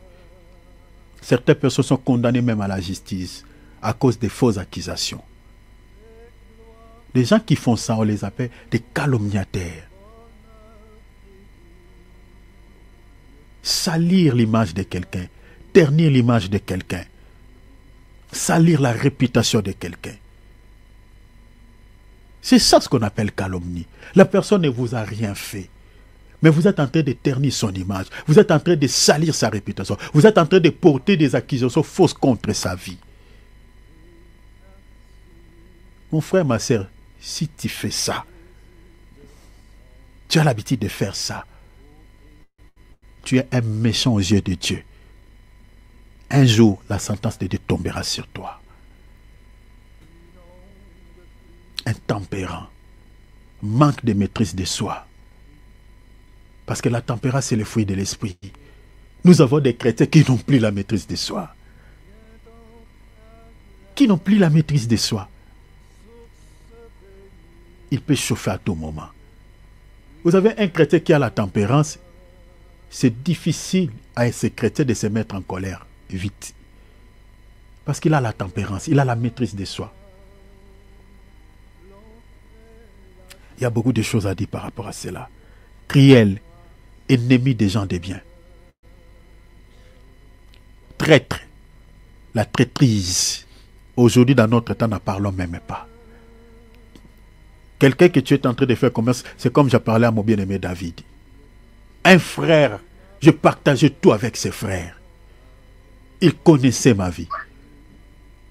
Mais tout ce que j'étais en train, gère mon frère David, tout ce que j'étais en train de dire à ses frères, lui, il rapportait cela, il allait aussi dire cela aux autres personnes.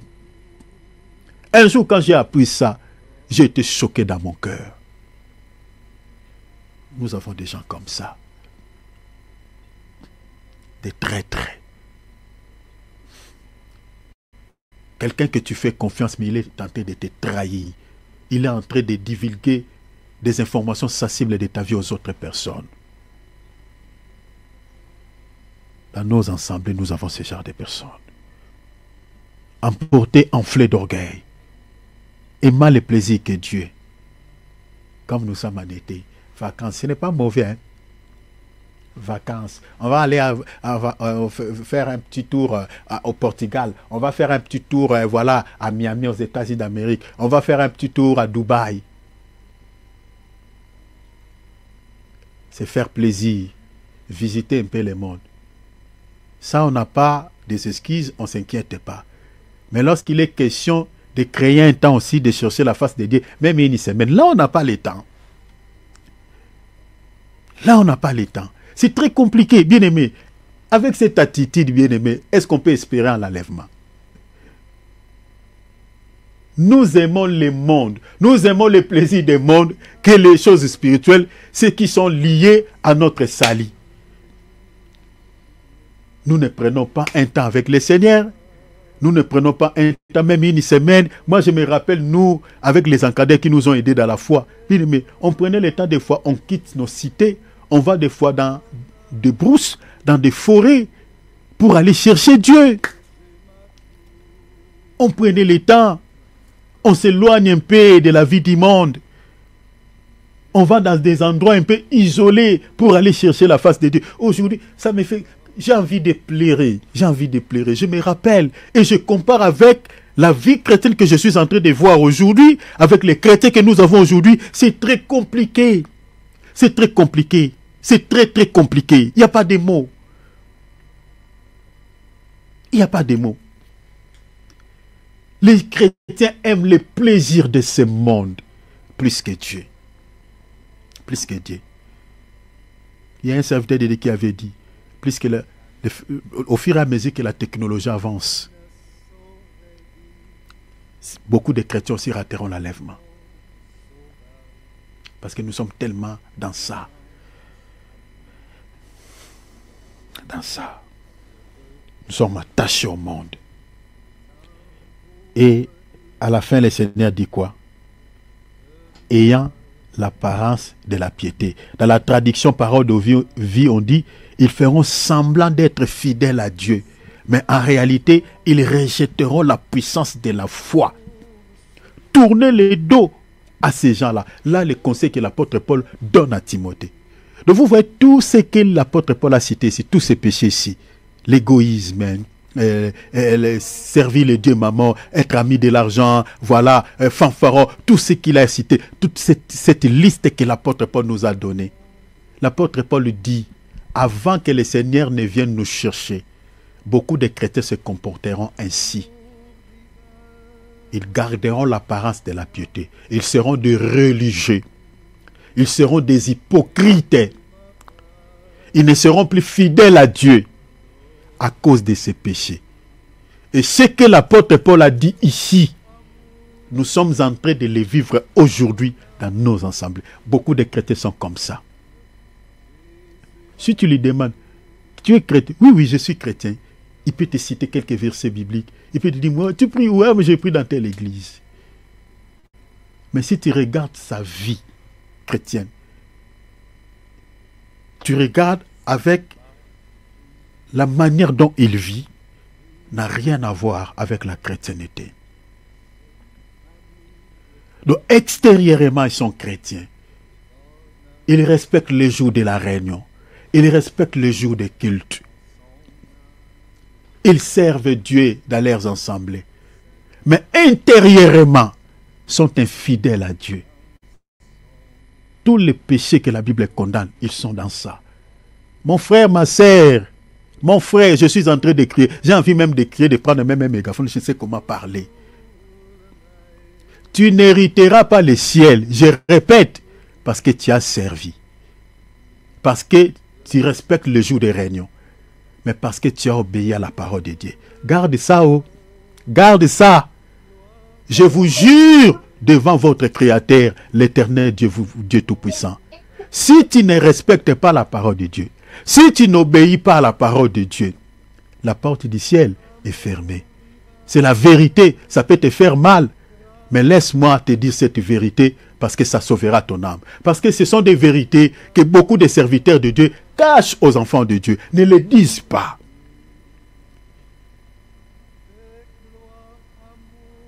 On a lu tout à l'heure dans Timothée. L'apôtre Paul l'a dit clairement dans Timothée. Ici, on a lu. L'apôtre Paul nous a parlé de deux types de promesses qui sont liées à la piété, qui sont liées à l'obéissance à la parole de Dieu. Je relis encore. L'apôtre Paul dit, exerce-toi à la piété. Exerce-toi à la piété. Là, c'est le conseil qu'il donnait à Timothée. Mais aujourd'hui, ce conseil, c'est à nous. Timothée, aujourd'hui, c'est moi et toi. Exerce-toi à la piété, sœur en Christ. Exerce-toi à la piété, frère en Christ. Il dit, car l'exercice corporel ici, tu peux le remplacer à tout ce qui est charnel. à tout ce qui est physique, à tout ce qui est matériel. L'exercice corporel est utile à peu de choses, tandis que la piété, c'est-à-dire l'obéissance à Dieu, est utile à tout. Elle a la promesse, regardez, elle est attachée à la promesse, elle a la promesse de la vie présente, c'est-à-dire dans ce siècle présent, le Seigneur ne t'abandonnera pas. Quand l'ennemi cherche à t'injecter une maladie, le Seigneur peut t'épargner de cette maladie. On te lance une parole de malédiction la nuit, le Seigneur peut t'épargner de cela. Sur le plan physique, le Seigneur ne t'abandonnera pas. 1000 tombent à ton côté, 10 000 à ta droite, tu ne seras jamais atteint. Le Seigneur sera avec toi. Il t'ouvrira des portes de bénédiction physiquement pour que tu trouves de quoi manger, pour que tu trouves un peu de l'argent afin que tu puisses subvenir à tes besoins. Ça, c'est le centuple. La Bible dit, dans les siècles à venir, le Seigneur t'accordera aussi la vie éternelle. Mais à une seule condition, que tu mènes une vie de piété, c'est-à-dire une vie à l'obéissance à Dieu. C'est ça la vérité. C'est ça la vérité. C'est ça la vérité, mon frère. C'est ça la vérité, ma sœur. Jésus revient très bientôt. Jésus revient très bientôt. Les signes qui annoncent son retour sont bel et bien accomplis. Les signes qui annoncent, j'écris, je dis, les signes qui annoncent son retour sont bel et bien accomplis. Examine-toi. N'entendez pas qu'on te donne une parole de connaissance que le Seigneur m'a révélé, mon frère, que le Seigneur m'a révélé, ma soeur. Tu ne vis pas une vie de la crainte de nom du Seigneur. Tu vis une vie sale. Non, n'attendez pas ça. Écoute ta conscience, la voix de ton cœur.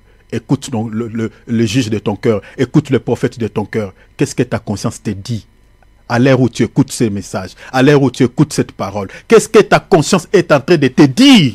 Qu'est-ce que toi-même tu fais, que toi-même tu sais, et que dans ta conscience tu sais que moi je suis encore dans ça? Tu dois travailler par rapport à ces péchés-là. Tu dois travailler ton âme par rapport à cette faiblesse. C'est là, tu dois travailler là. L'obéissance à Dieu t'accordera la vie éternelle. Il n'y en a pas d'autre chose qui t'accordera les salis. Les dons que tu fais à l'église, les services que tu rends au Seigneur, si tu les fais dans les péchés, c'est une peine perdue. Mais si tu le fais à l'obéissance de Dieu, cela t'accordera la vie éternelle.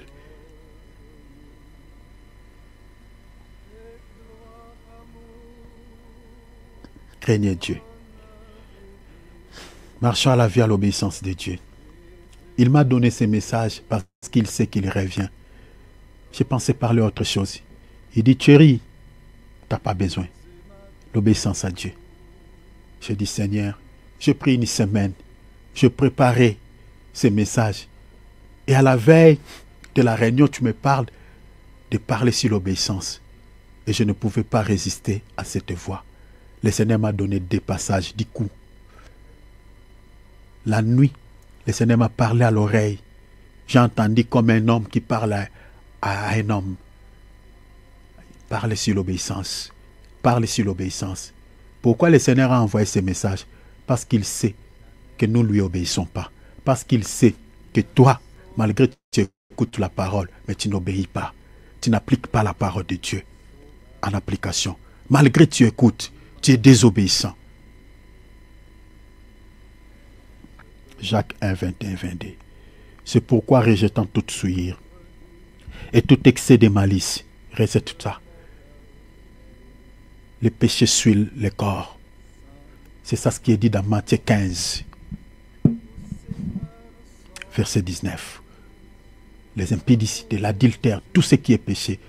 Le Seigneur dit, c'est ça ce qui suit l'homme. Et l'apôtre Jacques nous enseigne. Il dit, rejetant toute souillure, tout ce qui peut suivre votre corps, et tout excès de malice, tout ce qui est mal, recevez avec douceur la parole de Dieu. Enlevez l'incrédulité de votre cœur. Enlevez les doutes de votre cœur. Reçois la parole de Dieu avec un cœur doux. Recevez la parole de Dieu avec douceur qui a été plantée en vous et qui peut sauver vos âmes. Ce n'est pas les dons qui te sauvera. C'est l'évangile que tu écoutes Si tu le mets en pratique, c'est ça ce qui te sauvera. C'est ça ce que l'apôtre Jacques dit. Il dit, il sauvera votre âme. Vous voyez ici, les apôtres nous apprennent. Quand ils enseignaient, ils n'enseignaient pas les messages qui ciblaient les corps. Les apôtres ciblaient l'âme dans leur message. Il dit, l'évangile que je suis en train de vous donner, l'évangile que je suis en train de vous enseigner, ça sauvera non votre chair, mais ça sauvera votre âme. Pourquoi les serviteurs de Dieu que nous avons aujourd'hui ne nous donnent pas un évangile qui cible l'âme? Regardez l'apôtre Jacques, il donne un enseignement, il est en train de viser l'âme, il cible l'âme.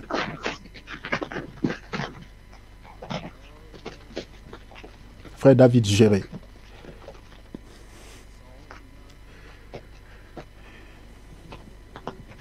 Il cible l'âme. Géré, il y a des micros qui font du bruit, s'il te plaît. Mon frère, rends ton micro.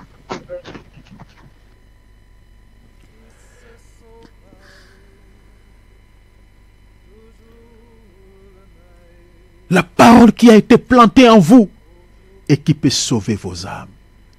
C'est la parole de Dieu qui sauvera ton âme. Ce n'est pas un sacrifice. Ce n'est pas quoi que ce soit.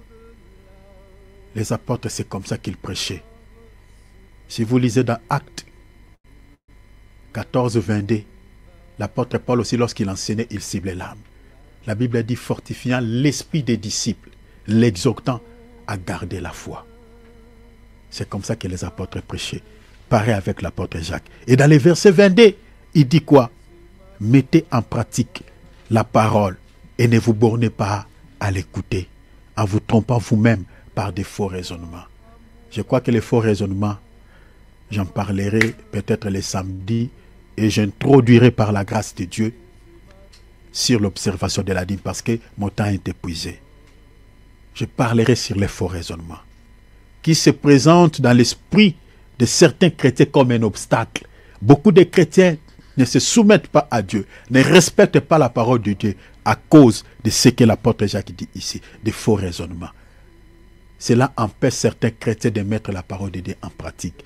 L'apôtre Jacques dit, mettez en pratique la parole de Dieu. Ne vous bornez pas à l'écouter. Vous êtes fidèles au programme. Vous êtes fidèles à l'église. Vous êtes fidèles aux réunions.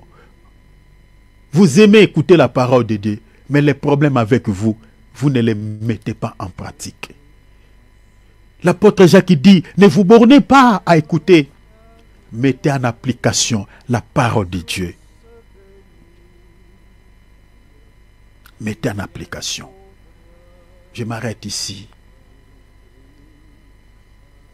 La parole que tu écoutes, que ce soit ici, que ce soit ailleurs, mets cette parole en pratique, ça sauvera ton âme. C'est ça ce que l'apôtre Jacques a dit dans le verset 21.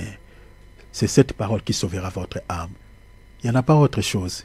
Quand le Seigneur viendra le jour de l'enlèvement, il regardera si dans ton cœur tu as gardé la parole. Si tu n'as pas gardé la parole, ton âme ne sera pas sauvée. Faites attention. Obéis à la parole de Dieu. Ne vis pas une vie chrétienne démence. Ne suis pas les autres. Si certaines personnes ne respectent pas Dieu, n'obéis pas au Seigneur, mais toi sois quelqu'un qui obéit au Seigneur et qui respecte Dieu. Tu auras des combats entre ta chair et ton esprit, mais demandez toujours l'aide du Seigneur et il t'aidera, il te soutiendra. Ouvrons nos micros, nous allons prier. À la manière dont tu as compris le message de ce soir, prie ton Père Céleste, demande son aide, demande son soutien. Le Seigneur ne t'a pas appelé à la condamnation, mais il t'a appelé à l'acquisition du salut. Il revient très bientôt, je ne vous mens pas. Les signes de son retour sont imminents. Je vous dis la vérité devant votre Père, je le répète. Vous avez tout intérêt à marcher à l'obéissance de Dieu pour sauver vos âmes face à ce jugement qui va très bientôt s'abattre contre ce monde. Parce que le péché dans notre temps atteint le paroxysme, atteint un niveau culminant. Même dans la vie de Sodome et Gomorrhe, certains péchés que nous sommes en train de vivre aujourd'hui, il n'y en avait pas. On nous parle de l'homosexualité à l'époque de Lot. Mais dans notre génération, nous sommes allés plus loin. Très, très, très loin. On parlait de l'histoire des transgenres. Ce qui n'était pas à la génération de Noé, ce qu'on n'a pas vu dans la génération de Lot. Quelqu'un qui était un homme, mais il est allé faire l'opération. On lui change le sexe. Un homme, il devient une femme. Une femme, il devient un homme. Les gens s'accouplent, se marient avec des animaux. C'est légalisé. C'est voté dans nos pays, dans nos nations. On légalise les mariages entre humains et un animal. Vous voyez ce genre de péché. Et le Seigneur a dit, quand vous verrez toutes ces choses, sachez-les que je suis proche à la porte. Et il est proche à la porte. Alors demande son aide. Demande, papa, tout seul je ne peux pas. Donne-moi la force d'obéir à toi. De marcher à la crainte de ton nom. Papa, demande de tout ton cœur. Si tu es chez toi, tu es seul, mets-toi à genoux. Demande de sa faveur. Pleure devant ton Père. Demande de sa grâce. Prions au nom de Jésus. Au nom de Jésus. Au nom de Jésus. Si tu n'as pas la vie de lire la parole, tu sais que tu as du mal à méditer la Bible. Cher enfant de Dieu, ce n'est pas bien. Ce n'est pas bien. Jean 5, 39. Vous sondez les Écritures. Vous pensez avoir en elle la vie éternelle. Bien aimé, on lit la Bible parce que notre salut est attaché à la parole. Si tu ne médites pas la parole de Dieu, tu es en train de s'éloigner de la vie éternelle. Tu es en train de s'éloigner du royaume. Donc tu as tout intérêt de lire, de la comprendre. Parce que ton salut en dépend. Prie Dieu qui te donne envie de lire la Bible. Que tu fasses la Bible un livre chéri. Que si tu ne la médites pas la journée, tu sens comme si quelque chose te manque. Demande à Dieu cette envie. Parce que c'est le Seigneur qui peut te donner l'envie de lire sa parole. Parce que ton salut est attaché à la parole. Si tu es tombé dans l'assoupissement des sommeils, prie Dieu qu'il te réveille du sommeil spirituel. Parce qu'il n'aura aucun avantage sur toi. Et si tu es quelqu'un qui ne prie pas souvent, qui n'a pas vraiment une vie de prière, c'est difficile d'abandonner certains péchés chéris. C'est difficile. C'est la prière qui nous donne la force d'abandonner les péchés. Sans la prière, cher enfant de Dieu, tu seras un chrétien charnel. Demande à Dieu que ces deux choses habitent ta vie. Prions au nom de Jésus. Ofandi na motema nanga na esika ebulisami epai ozanga mpe nazali yanga na yo ekosila te moninga na ngai ya ntango nyonso ngolonga nazwa nde koyeba yo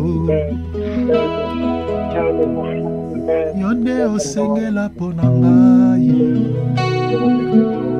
Yesu yaya yoza malamu natatoli lelo na bomoi nanga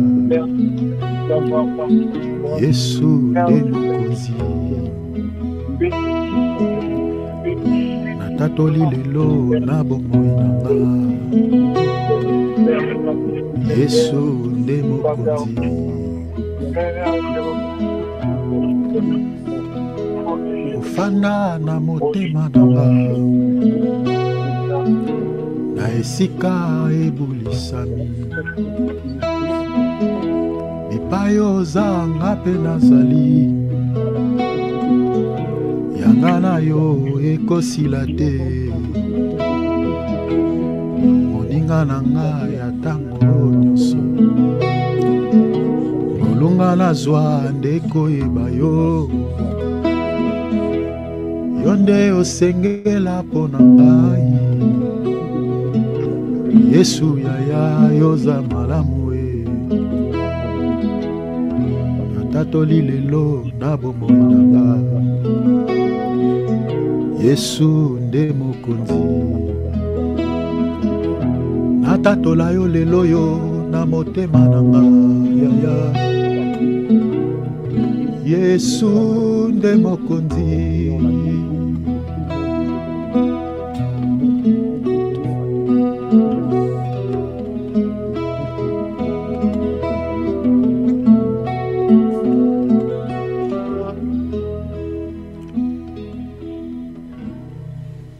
Acclamons le Seigneur, donnons-lui gloire. Alléluia.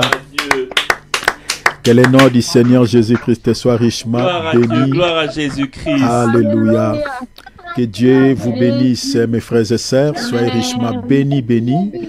Merci pour le temps que vous avez accordé à la parole. Aimez la parole, chers enfants de Dieu. Aimez la parole. Gardez cette vie, même chez vous, dans vos maisons. Gardez cette vie d'intimité avec Jésus. Il revient. Soyez comme Habakkuk sur vos postes. S'il vous plaît, je vous en supplie. Jésus revient. Plaise à Dieu. Si le Seigneur tarde à venir, l'année prochaine, on parlera sur les prophéties bibliques par rapport aux signes qui caractérisent son retour par rapport à la situation géopolitique du temps actuel. Je vous souhaite tous très belle soirée, bonne nuit. Maman Gladys, Dieu vous bénisse, toi et toute ta famille. Ton mari soit béni, maman. Maman Adrienne, sois bénie, maman, toi et toute ta famille. Maman Irène, Dieu vous bénisse avec toute ta famille. Bien-aimé Aaron, sois béni, toi et toute ta famille. Voilà, bien-aimé David, sois richement béni aussi, toi et toute ta famille. Maman Nancy, sois bénie avec ton mari et tes enfants, soyez tous bénis. Au nom de Jésus, Dieu bénisse également mon bien-aimé Philippe, sois aussi béni, toi et toute ta famille. Et Michael, soit béni également, toi et toute ta famille. Génovin, Jessie, mes enfants, et les futurs ministres, soyez bénis. Au nom de Jésus, ma tendre épouse, Dieu te bénisse, chérie, sois bénie. Saluons-nous avant de quitter, chers enfants de Dieu. Nous sommes la famille de Dieu. Ne partez pas vite. Salut les autres, s'il vous plaît. Si tu ne connais pas la vie de ton frère ou de ta sœur, tu peux lui demander et puis nous, on se salue. Voilà, je salue également les bien-aimés qui sont connectés sur Zoom, plutôt sur YouTube et puis sur Facebook. Dieu vous bénisse abondamment au nom de Jésus. Saluons-nous avant de quitter. Alléluia. Toute bonne soirée à tous. Dieu vous bénisse. Dieu te bénisse, ma soeur Brigitte. Dieu te bénisse, mon frère Michael. Dieu te bénisse, mon frère Alex. Dieu te bénisse, mon frère Aaron. Dieu te bénisse, mon frère David. Dieu te bénisse, maman Adrienne. Dieu te bénisse, mon frère Thierry. Amen, mon frère Philippe. Amen. Amen. Salut à tous les guerriers. Amen. Soyez tous bénis, chérie, soyez bénis. Peter, soyez bénis, maman Nancy, Alexia, Maëlle. Dieu te bénisse, ma soeur Alexia. Dieu te bénisse, maman Nancy. Amen, amen, amen. Maman Rite. Maman Gladys, frère Aaron. Amen. Amen.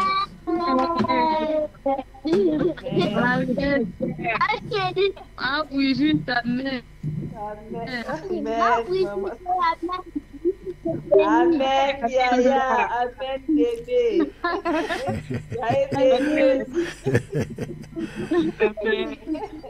Soyez bénis, bénis. Comment allez? Frère Chaïdila.